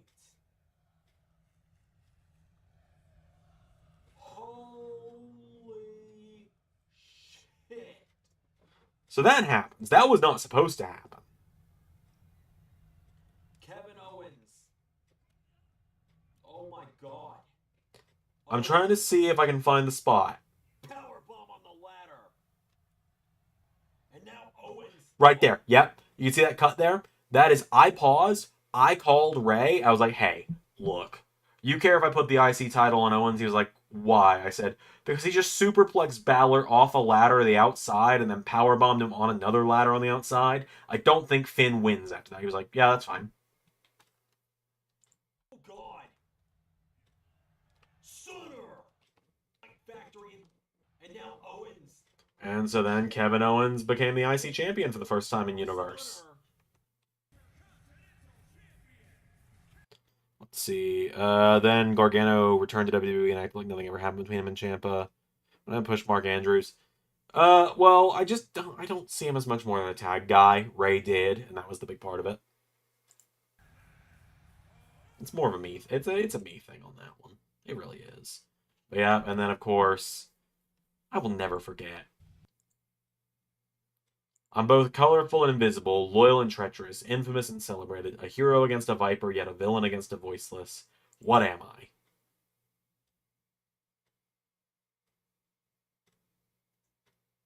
And then question mark, the way logo. And then Johnny comes out in green. Gargano making his way to the ring. With the question mark on. Riddle me this. And yet people still thought that it was a hint for Riddler from the Batman fucking franchise to come into LA or to come into LS11 Universe. I don't know why people thought that was the case. But then, of course, finally people realized it. But there was one person who I ended up deleting his message like, why was there a Riddler thing? That's stupid. And then someone went, oh, I get it. Johnny's dressed as Riddler. Loosely it says, riddle me this. What means path and sounds like betray? If you don't know the answer, it's the away.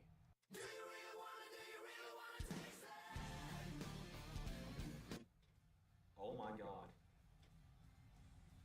Oh yeah, I mean Green Lantern or Green Goblin is his best attire by far. Oh my. And then Cena came out dressed as the Peacemaker because of course he did. And then in all of it, right here, Rampage showed up and Ciampa was back. And it was on. Finally gets his hands on Gargano. And in all of that, TNA started somewhere in there as well. The Riddler needs to join All's 11 now. Yeah. This, however, was cinema. Agreed. Now, this has nothing to do with Gargano and Ciampa, but I just want to watch this again. Because, like, I think everyone knew he was showing up on this show. Excuse me. Everyone knew what was coming on Super SmackDown. Oh, hang on a minute. Because I wasn't very subtle with my hints. John Cena's back out here tonight. Rollins beat Sammy. Cena showed up. Cena threw down the challenge for Cena Rollins 3. For the World Heavyweight Championship at Survivor Series. It's getting there. It's now more down here. We're not quite at the Triple H voice that we have now, where it actually kind of sounds like him. You know, I find it funny that people don't think my voice actually sounds like Triple H, the King of Kings, Paul Levesque, the Chief Content Officer. And was like, alright, so if Seth's not defending against Cena, obviously now is where it happens, right? A few trades, I've been a little busy. Man. Nope. Supposed to be part of Raw. He throws Rollins out of the ring. This man has so much history with Seth Rollins. Drew McIntyre. Bam. Situation to deal with and survive. Concern yourself with Seth and Drew. Because you have your own situation to deal with in Survivor Series. Because at Survivor Series, you're going to face the newest member of SmackDown, a man I've had some issues with in the past, but a man... And then I think people finally realize, okay, this is where we're doing it, huh? You're going to face this man.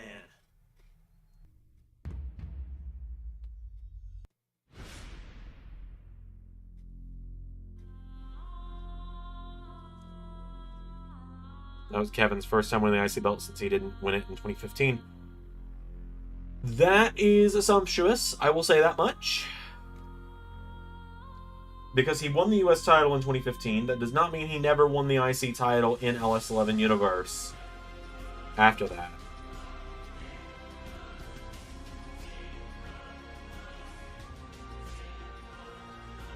Wrestling has more than one royal family. What? And then here he was. No.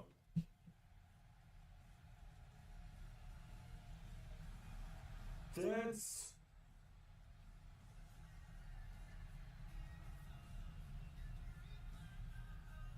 There he was. Early 2K22 call, Cody. The American Nightmare!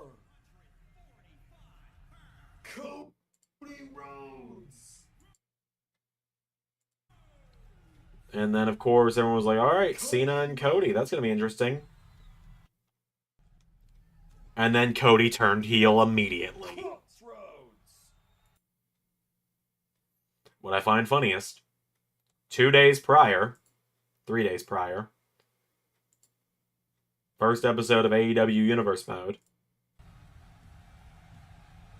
on 2K24, or 2K22 at least. Kenny Omega making his way to the ring. Cody challenged Buddy for the TNT title. Fantastic finish, by the way. I love the finish to this match. Cody grabs him. Cody goes for Alabama Slam. Matthews. Backslide. 1, 2. No, he got him. And then the one comment on this video, or one of the only comments on this video. Wish Cody won. Please keep Cody in AEW. You slides away with the win. Haha. Ha. Hope Cody goes to Raw now. Sneaks away with a win over Cody. Wow. Little did they know. Little did they know. But then, back on the Gargano Ciampa train here. Then we enter the contract signing, which is historic in its own right, because it is the first time in LS11 history. It's been a long time coming, Jonathan. I've waited for Call this him for Jonathan. too I don't long. remember that. And tomorrow, you will remember why they call me the Psycho Killer. And there is nothing, I mean nothing, that is going to slow me down. There is nothing that is going to stop me. There is nothing. What the hell? It was the first time Triple H ever got physical. Agree to Ciampa. Fans, keep Cody in AEW. Xander, no. You want the advantage of get him up. Triple H mediated to be. Oh my God! It was a trap. It was a trap the whole time. Ciampa go. Led to the One Final Beat show, or Survivor Series One Final Beat. Eliminated. It looks like we're on clean. Had the hell of a video package. Ray, I feel bad. Ray wanted to do the voiceover of this together. I didn't realize that. It genuinely was a slip up on my part. This is a story. I didn't know he wanted to do the voiceover for it together. So I did it all on my own. But Ray picked the music, and for that I am forever grateful. Because it's just that lone piano. The path of the Black Heart and the path of the Rebel Heart began on separate roads. It's called In a House in a Heartbeat, for those that want to listen to it. 2019. Because I managed to avoid getting copyright claimed for it. Made his SmackDown debut. November 23rd, he captured gold. Tommaso with fairy tale ending. Tommaso Ciampa. Still can't stop watching the episode how KO called dibs on the table. Yeah. Why did you have Johnny hit Project Ciampa through the table? Johnny Gargano. Because Project Ciampa is knees into the back. It wouldn't quite work that way. April 3rd, 2020. Johnny Gargano would win his first championship. It just goes back and forth, and then ultimately, there it is. Can the Black Heart come out to play? World Heavyweight Champion, the mastermind, pulling the strings of this story. I love this for the attire, last 7 man. months. And the Willem Dafoe Green Goblin mask on the back. And he's managed to keep And just the them thing, and Ciampa wore the DIY gear from Chicago. and firings at the hands of Triple H. And now, And I think the best part about this, we go. Ciampa firing one of the shots out of the gate. Discus close. it's pretty quick in. I thought it was out of the gate. Yeah, there we go. It is in the first 30 seconds of the match. Johnny's bleeding. Gargano's bleeding. Gargano just cut open right next to the eye.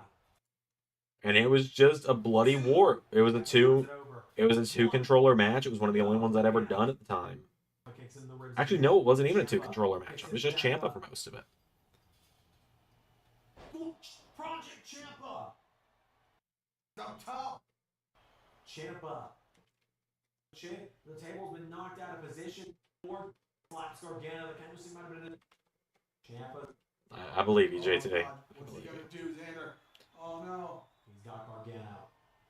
He puts him against the table. Ciampa. Oh my God! Through the table. Powerbomb. My moment. He absorbs it all in. Fairy tail. Bam! On the wood, too. Final beat. And that was it for Johnny in Universe. That was it for Johnny in Universe for about 48 fucking hours. Obviously, that was kind of where the Gargano and Ciampa story ended. Sort of, but there was still the consequences of... There was still the consequences of Ciampa's actions. Triple H. Fun fact. This was commentated in my car. Could turn this one around. My old Honda Pilot. Again, Ciampa for the title. Fairy tale ending. Oh, looking for the knee strike. Oh, wait a minute. That's Triple H. Triple H, the SmackDown general manager, just arranged to do it. And then Ciampa murdered Triple H. Ciampa. Led to the Ciampa and Triple H stuff. Led to the return of Johnny. They were on different shows. Ciampa was on Raw. Johnny was on SmackDown. Until the redraft happened. Had some great stuff with Johnny as well. Was Johnny going to go from Johnny Wrestling to Johnny Universe? It's a great question.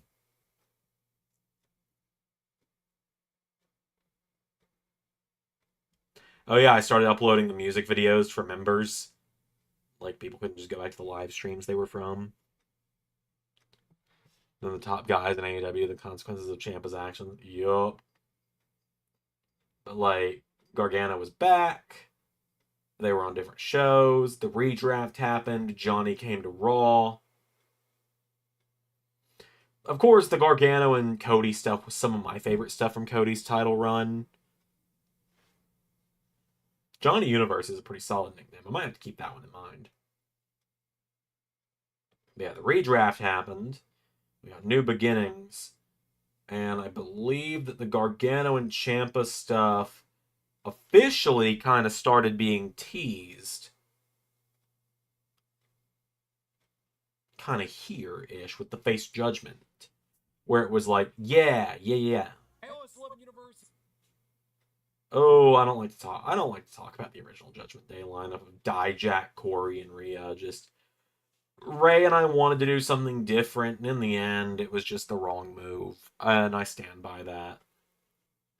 Dijak being part of the group was cool, but Corey was just a step too far. Oh yeah, Seth and Becky beat Miz and Maurice. Forgot about that. Tony D and Gunther. Right, and then this is where Ciampa brought Finn Balor back. And it was the Brutes of Sheamus and Dunn against the Viking Raiders, against Balor and Ciampa, against Alpha Academy, and Balor and Ciampa won. And I believe this was where the fairy tale ending of the coup de grace got used, right? Yeah. Project Ciampa. Getting Pete Dunne back to his feet now. Tommaso Ciampa kicks him in the ribs. This was a really cool tag finisher situation. Fairy tale ending.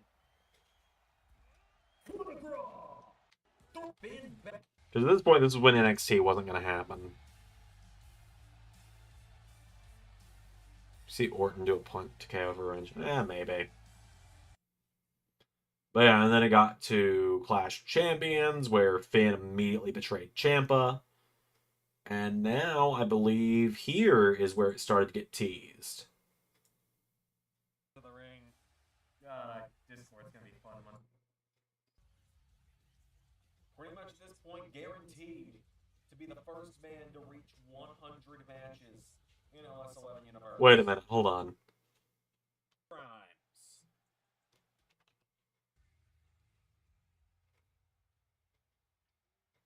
Oh yeah, Corey was at the fucking table in his gear.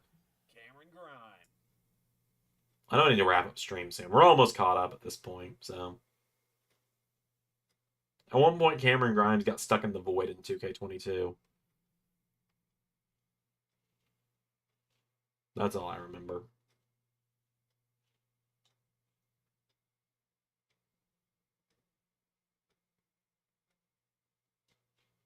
Yep, this was what it was. Come on. There you are. You know, I really did think I could dress Balor. Really thought I could, and then he betrays me. Oh yeah, where Bray attacked Randy off screen is what happened. Day grows ever larger. Or what happened? Balor. Oh, went for another. With 1, 2. Hook. Kicks him back. Flat. Balor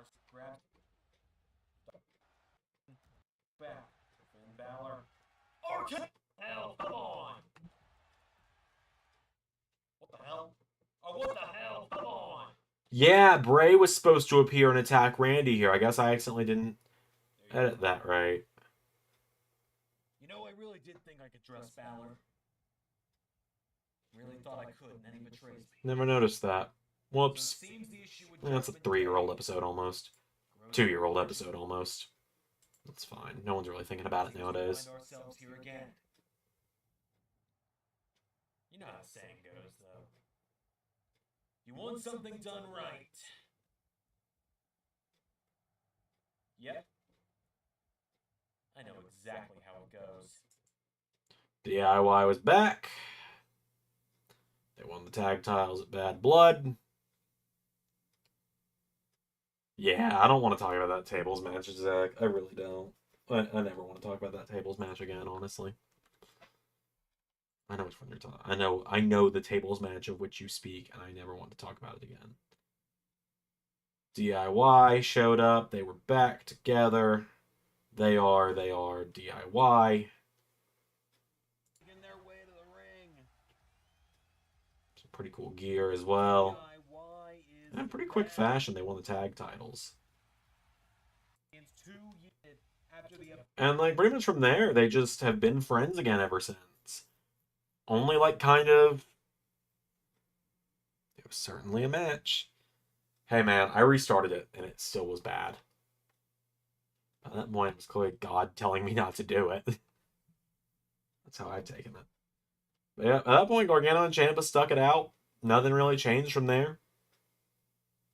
Oh, the Dolph Ziggler match, yeah, where I ripped everyone's hearts out. Alright, cool. Yeah, I mean, that pretty much brings us to the main day of Gargano Ciampa. And I gotta wrap it up, because I gotta go to bed. Yeah, best friends ever since. No problems whatsoever. Never gonna have problems again. But anyway, until next time, everybody, I've been Zadder. That was a stream. Thanks for tuning in. I really needed that one tonight. So that's got me feeling better. That's got me feeling energized for tomorrow. I'm gonna kick ass and get a bunch of videos done.